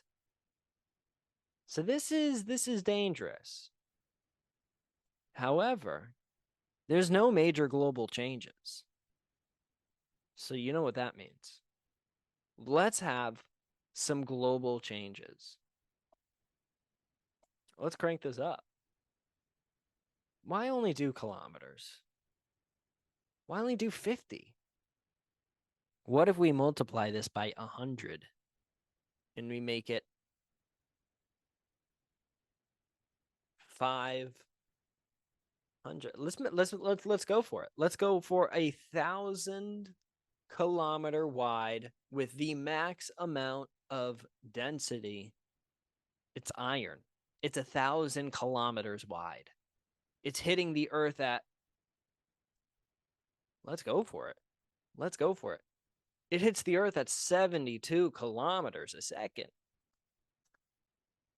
But we're going to be a little bit further away. We're going to be 1,000 miles away from this. All right, so we should be safe, right? This is hitting in 5,000 feet of water. Actually, I should do 10,000. Middle of the ocean. Deepest point of Earth. It's not hitting land. Let's test it out. Come on, come on, come on. All right, so the last one was 10 to the 10 megatons of TNT. This is 10 to the 15. Yikes. All right. So there is definitely some. What?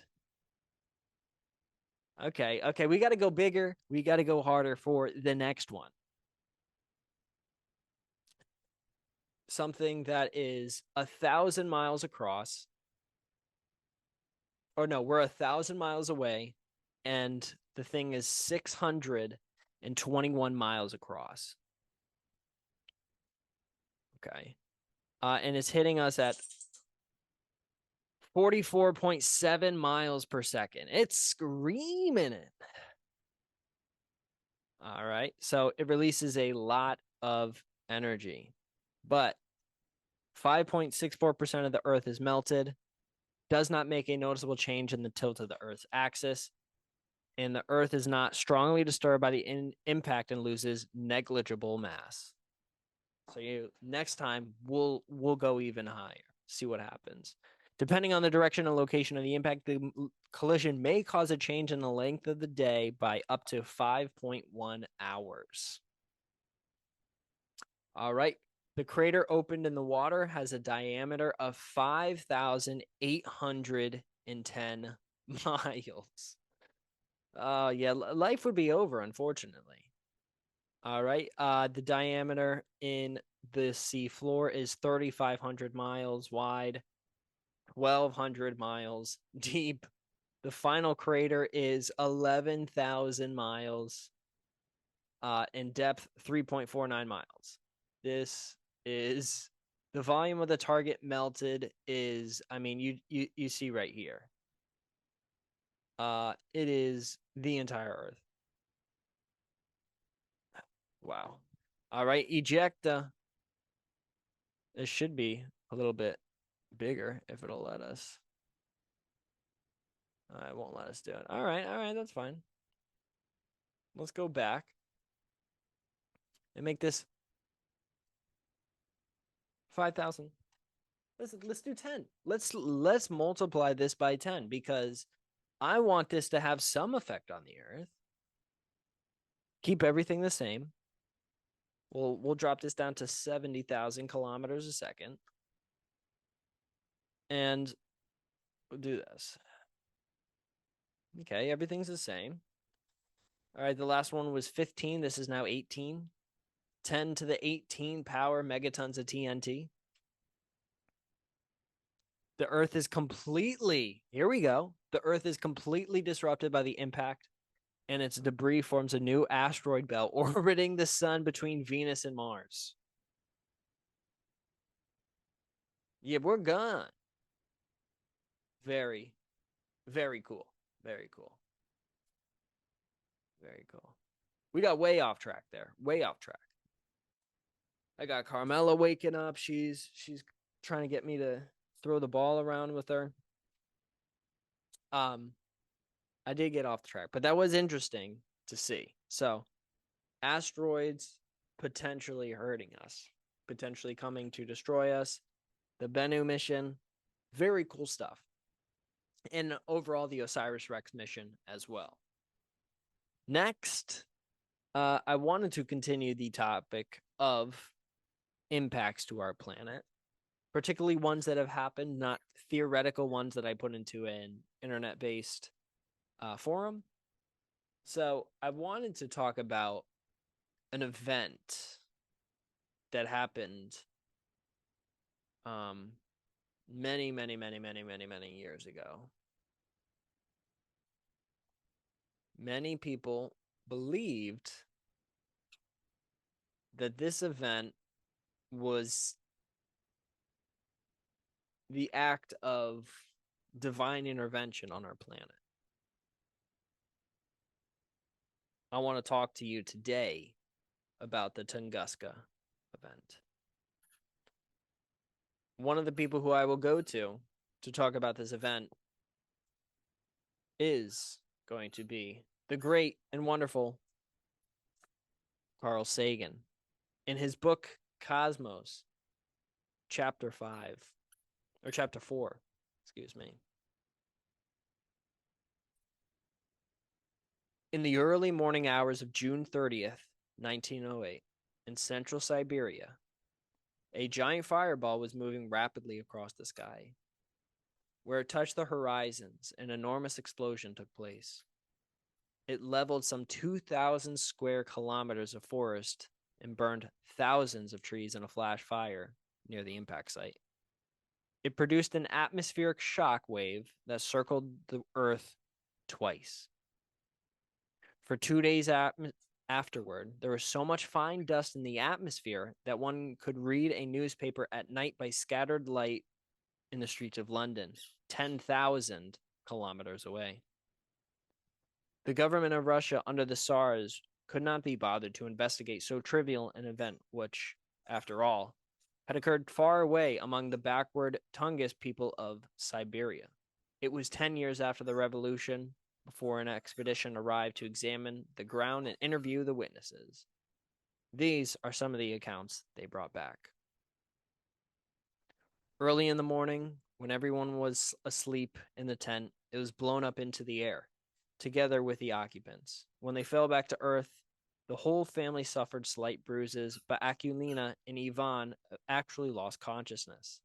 When they regained consciousness, they heard a great deal of noise and saw the forest blazing round them and much of it devastated.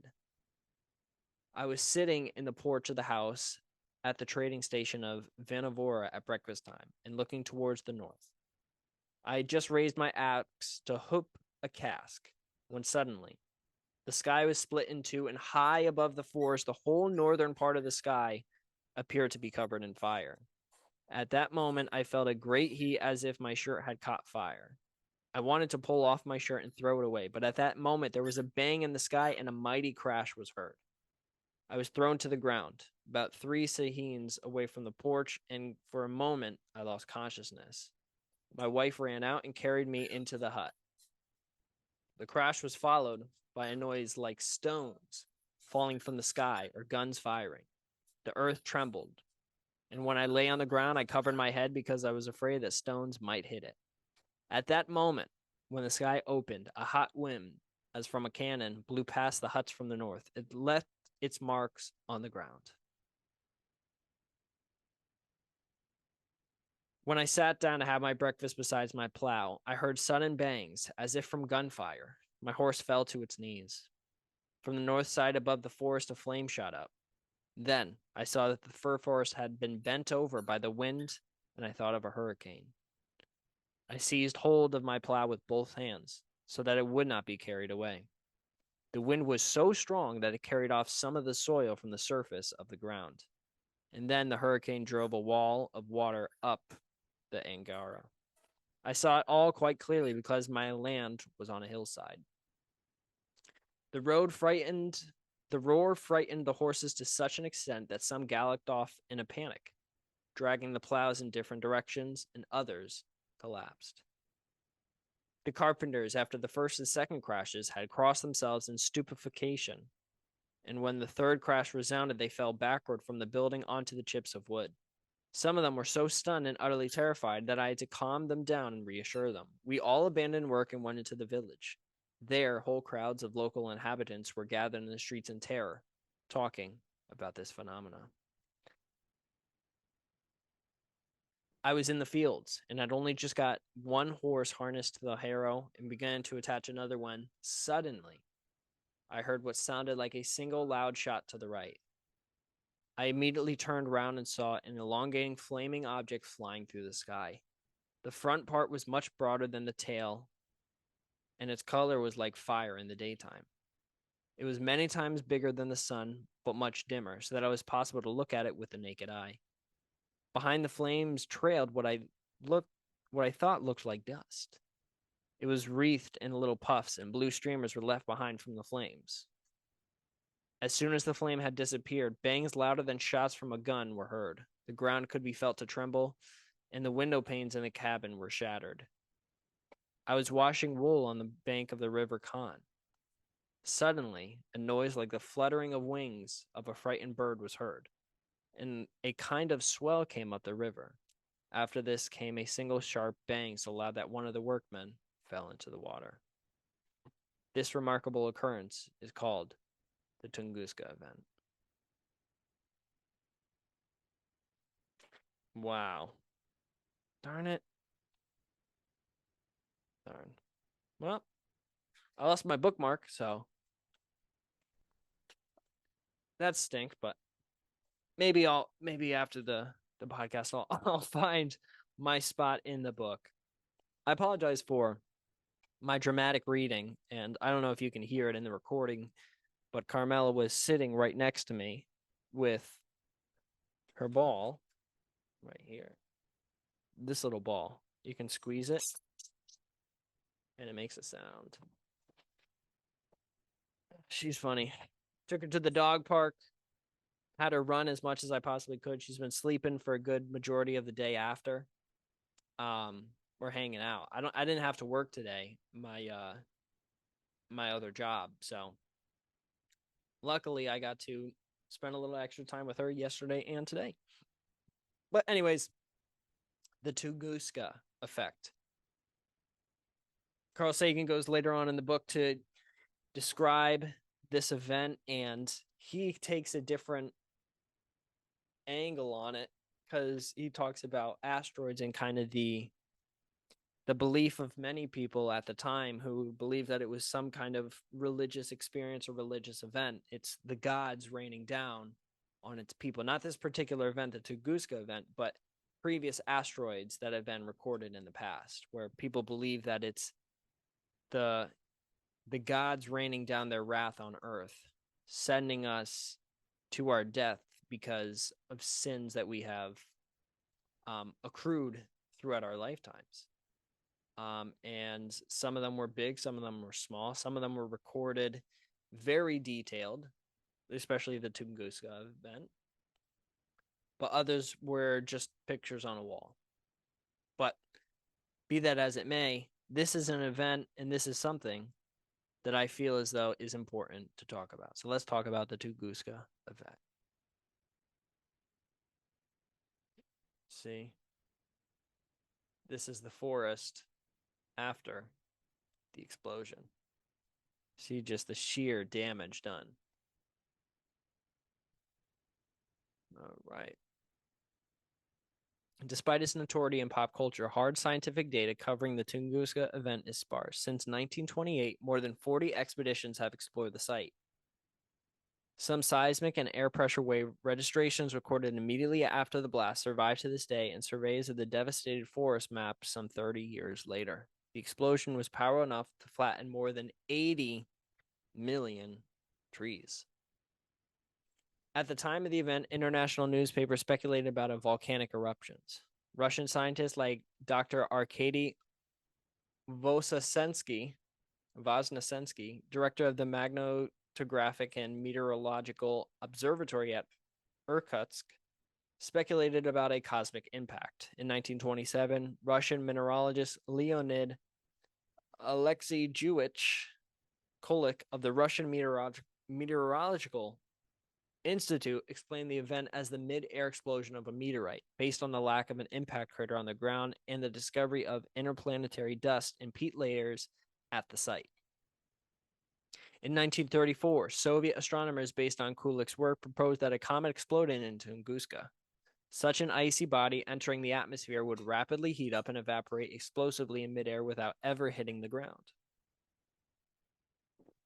The resulting explosions could have been powerful enough to flatten trees without leaving a crater or much other evidence. A new paper by Daniil Khrennikov at the Siberian Federal University in Russia tries to answer the questions about the nature of the impact using computer simulations. By simulating the effects of an asteroid made of rock and metal alloys and a comet made mostly of ice and traces of interplanetary dust with varying sizes ranging from 160 to 600 feet or 50 to 200 meters, entering Earth's atmosphere at a speed of 12 miles per second or 20 kilometers a second.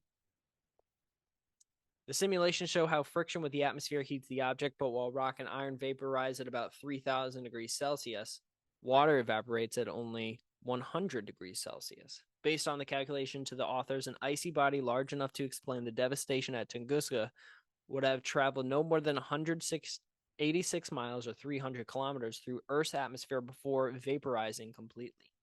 Some reports of the Tunguska events describe a series of explosions in the sky, suggesting that the impactor traveled some 435 miles or 700 kilometers through the atmosphere. According to the authors, this observation excludes the possibility that the Tunguska event was caused by an icy body. Only a 650-foot wide stony iron asteroid could have traveled so far.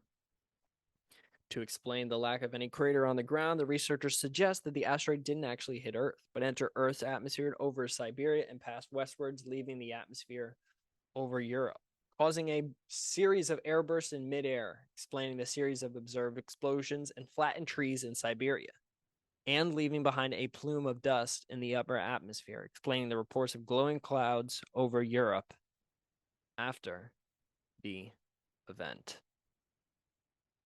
There are recent examples of similar events. On August 10th,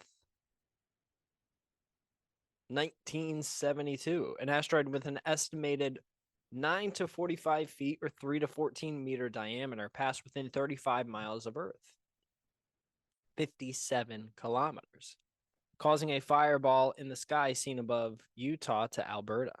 On February 5th, 2013, a fireball streaked over the Russian city Chelyabinsk and exploded. The light from the meteor was brighter than the sun, visible up to 62 or 100 kilometers away. Some eyewitnesses also felt intense heat from the fireball. The explosions generated a bright flash as well as a large shockwave, injuring about 1,500s.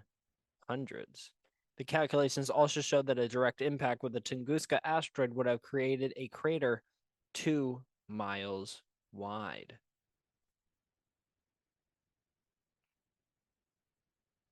Oh, it's just all right. Chelyabinsk meteor.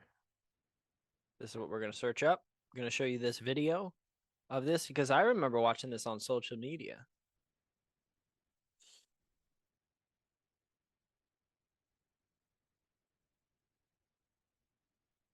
Here it is right here. That A is right where it is.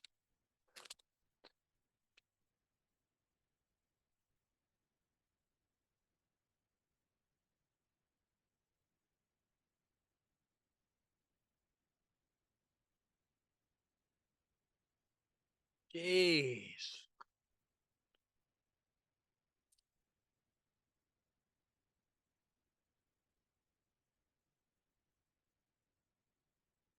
There it is. Crazy.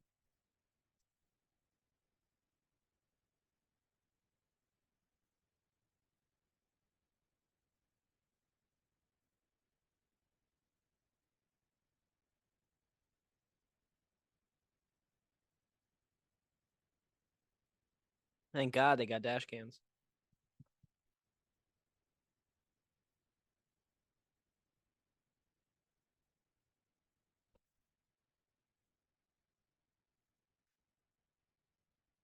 Look at that thing. Yeah, I think the world would be over if I saw that in the sky.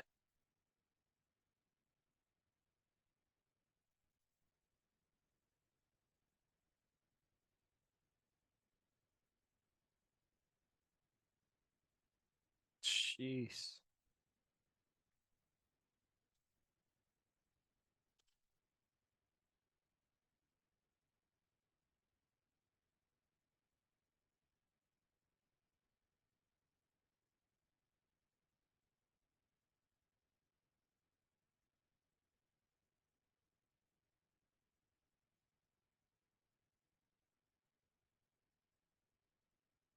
Ooh.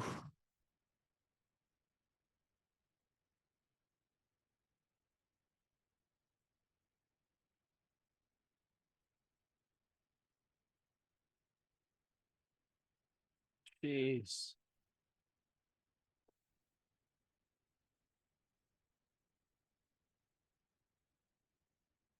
You can hear that. Look at the windows broken right there.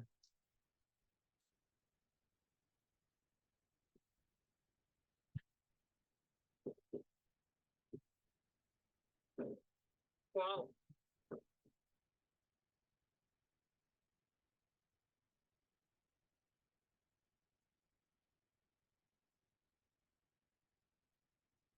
Охренеть.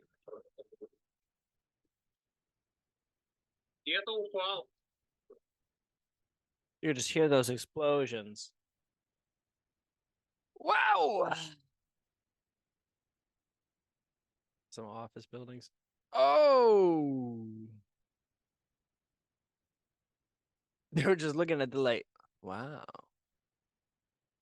Look.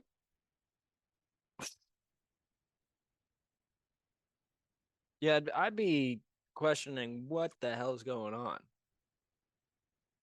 Gee, if that was a little guy. Yeah. Yeah, these things are dangerous.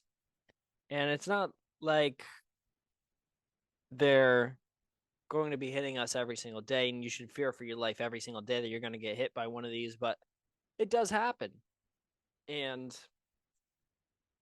the Tunguska event is a particularly sobering one because one of the key things about it one of the key properties of that particular asteroid was they believed that it was made of ice. In the book Cosmos by Carl Sagan, he goes on later to talk about its composition, and many people believe that it was made of ice. And it's important to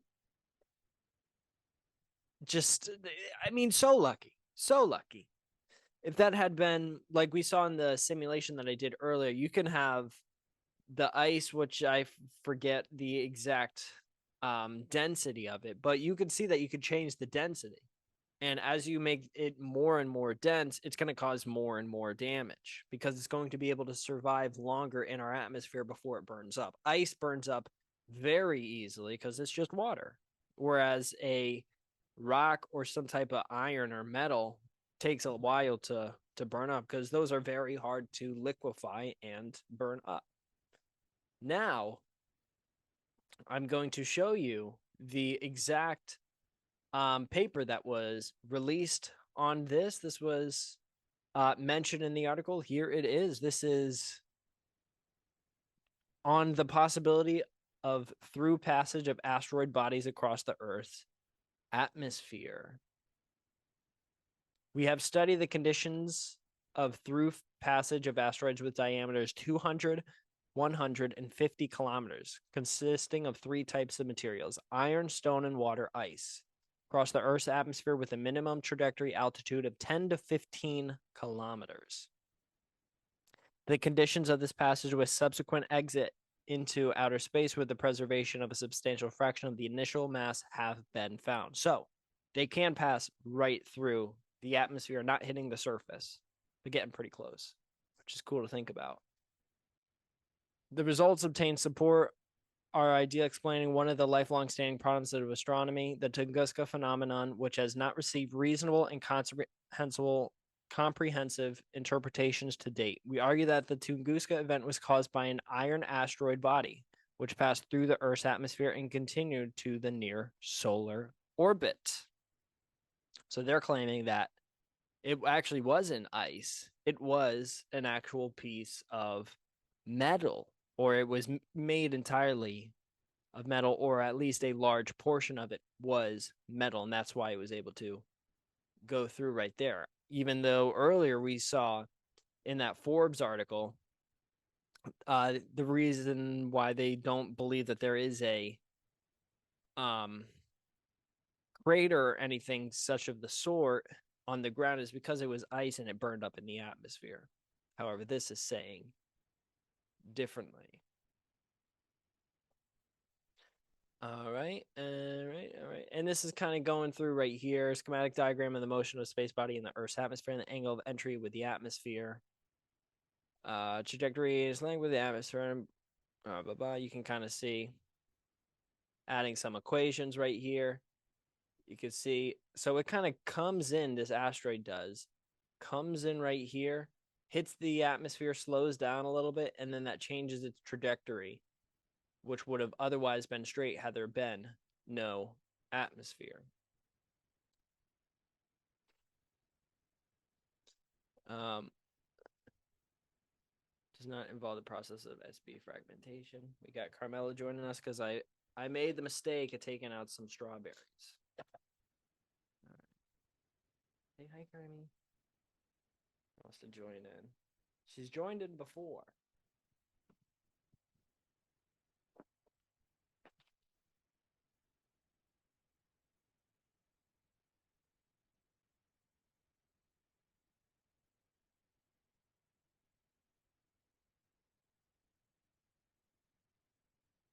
All right, and we'll continue on to results. Figure 2 illustrates the results of calculating trajectory of spherical iron.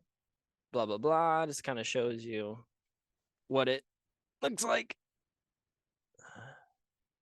in figure 4 right there.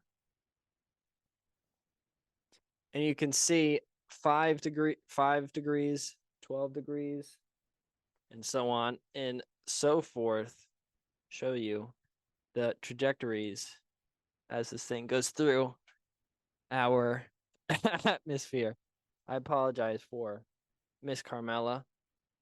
really getting into the shot right now, but we will continue onwards. I'm still sharing my screen, so you'll be able to see her in that top right corner, but we don't get distracted in this household. We continue onwards. Oh, she got the beef jerky. That's why she's up here. She's here for the beef biltong. That's how good this product is. I'm not sponsored. I am only a humble enjoyer, as is Carmela. I mean, this has to be the best endorsement that you could possibly receive for a product such as this. All right, but as we continue on, this is a paper that I'll link it down in the description. You can continue to read this on as you want. They go through all of the different ways that this might have been affected, particularly when it comes to the Tunguska event, how they believe that it actually went through the atmosphere. You can kind of see some illustrations of, depending on the material that it is, whether it burns up in the atmosphere. If so, at what point in the atmosphere? How long is its actual journey? More over here. And you can see over here, figure 8 illustrates the variation of the velocity of SBs along the trajectory with radii r, radius being 100, 50, and 25 meters. Basically, 200, 150 meters across is what that is talking about. All right, figure 9 demonstrates changes in trajectories. All right, this is figure 8, as you can see right here. Come on, mamas. There you go. Mel's now balancing on me. All right. Figure 10 right here. This is iron, stone, ice. So you can see ice pretty much just drops straight off right here. Ice barely makes it through. However, if you got iron, that thing could make it all the way through and pop out on the other side. All right. Kind of lower her down. Yeah, figure 10 comparative of the velocity of the iron, stone, and ice along the trajectory with obviously 50, 100, and 200 meters diameter thing. The initial velocity is 20 kilometers a second. The minimum trajectory altitude is 11 kilometers. The curves for ice and with a mass of the SB vanishes because obviously the ice does not make it. All right. Application to the through passage model to the Tunguska phenomenon. So that's what their claim is. They are claiming that the Tunguska event was caused by this through passage, where it passes through the atmosphere through one side, doesn't hit the surface, and flies through the other side. At present, there are over 100 hypotheses about the nature of the Tunguska phenomena. There are 3 to 4 predominant theories. They include the fall into Earth of a small asteroid measuring several dozen meters, consisting of typical asteroid materials, either metal or stone, as well as ice. Most probable material of the Tunguska SB mentioned in literature is ice. According to the available observational data, there are several variants of the direction and trajectory length of the Tunguska, from 400 to 600 kilometers, in particular with a propagation direction from south-north to east-west. Think back to those eyewitness reports where they saw, some of them said that they saw it in the north. The value of the angle of entry into the atmosphere mentioned in literature is 30 to 40%. The radius of Tunguska was estimated based on the amplitude of the shock wave recorded by seismic stations and amounts to about 25 meters, so about 50 meters in diameter. The minimum trajectory altitude of the Tunguska SB approximately corresponded to the point of maximum energy release. In figure 10, we show the results of the comparative calculations of the velocity variations of the iron, stone, and ice SBs that are, radius of 200 and 100 meters along the trajectory of the passage across the atmosphere for initial velocity of 20 kilometers a second. Stones lose their velocity faster than irons, and ice do not survive passage through the atmosphere.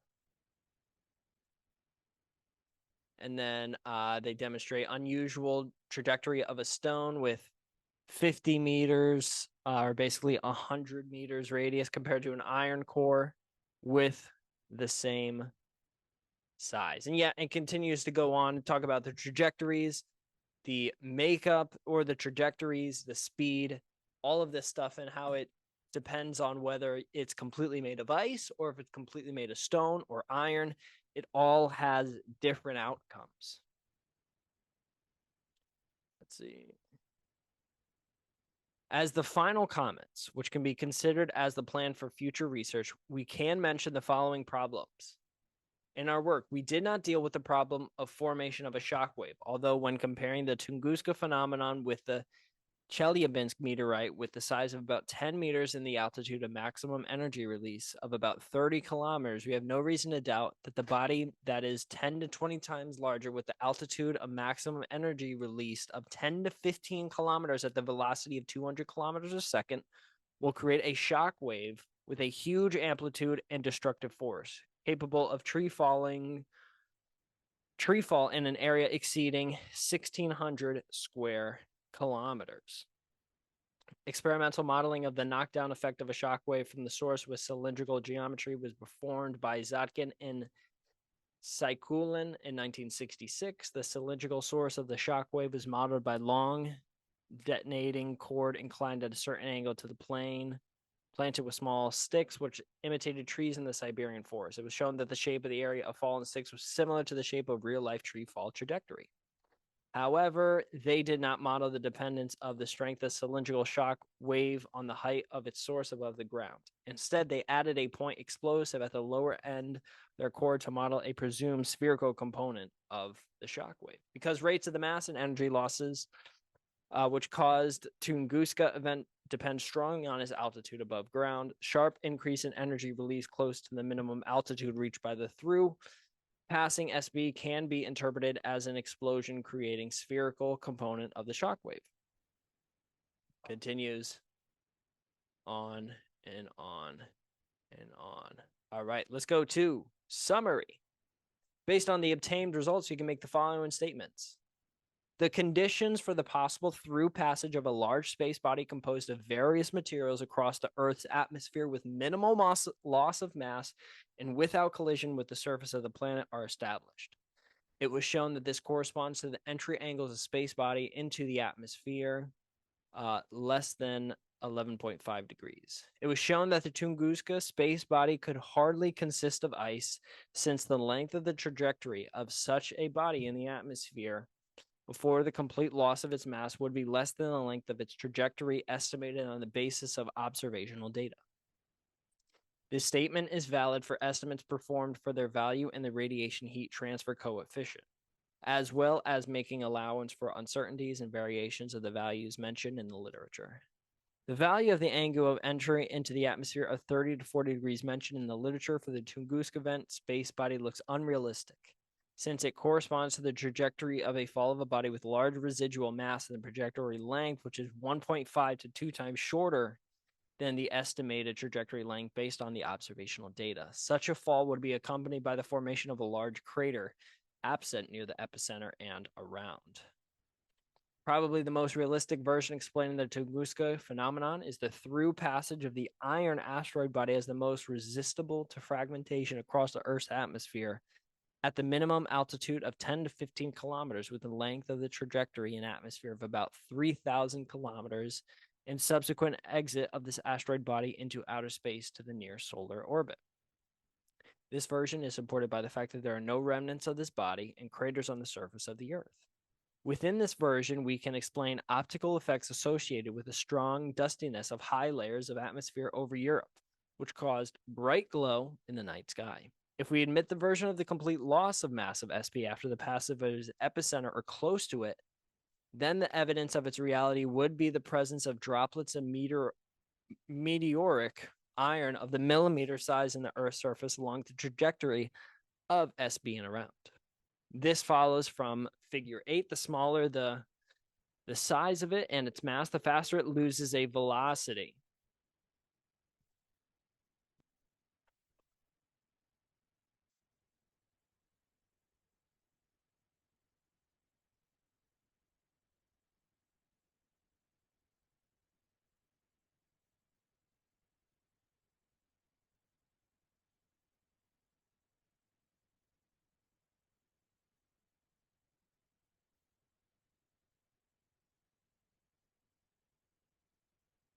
Finally, when the velocity of a diminishing space body reduces to such an extent that its surface temperature reaches 1,000 degrees Celsius, the sublimation ceases, and the dominant mechanism of the mass loss consists in blowing off a liquid film from the surface of the body.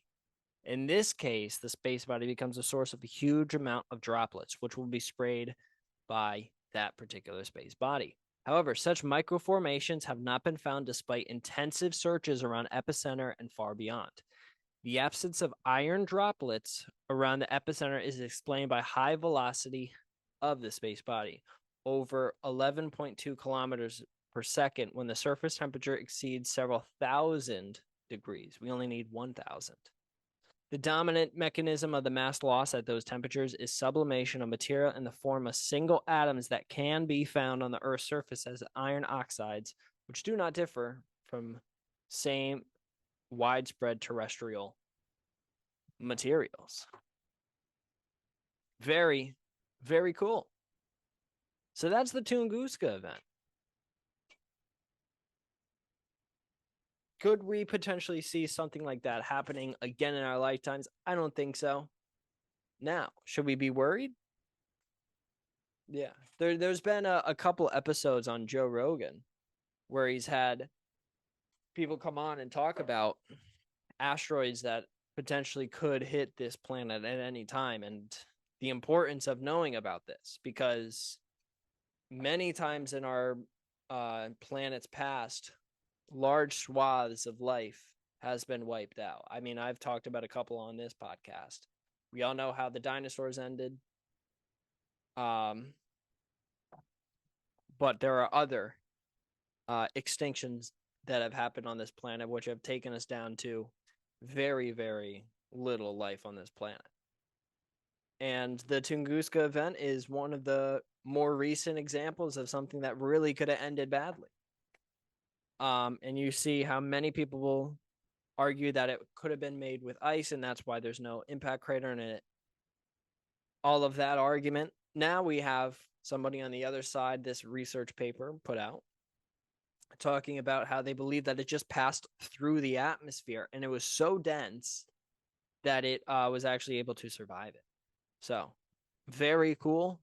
Thank you so much for listening. This is the Zach Moore Podcast. Apologize for the interruption via Carmela, but sometimes you got to let it happen. You know, I didn't know that she was coming for the biltong. I thought she was coming to spend quality time with me. I was bamboozled. I was duped, and that's all right. This has been the Zach Moore Podcast. Thank you so much. Enjoy the rest of your day, the rest of your week. I'll talk to you soon.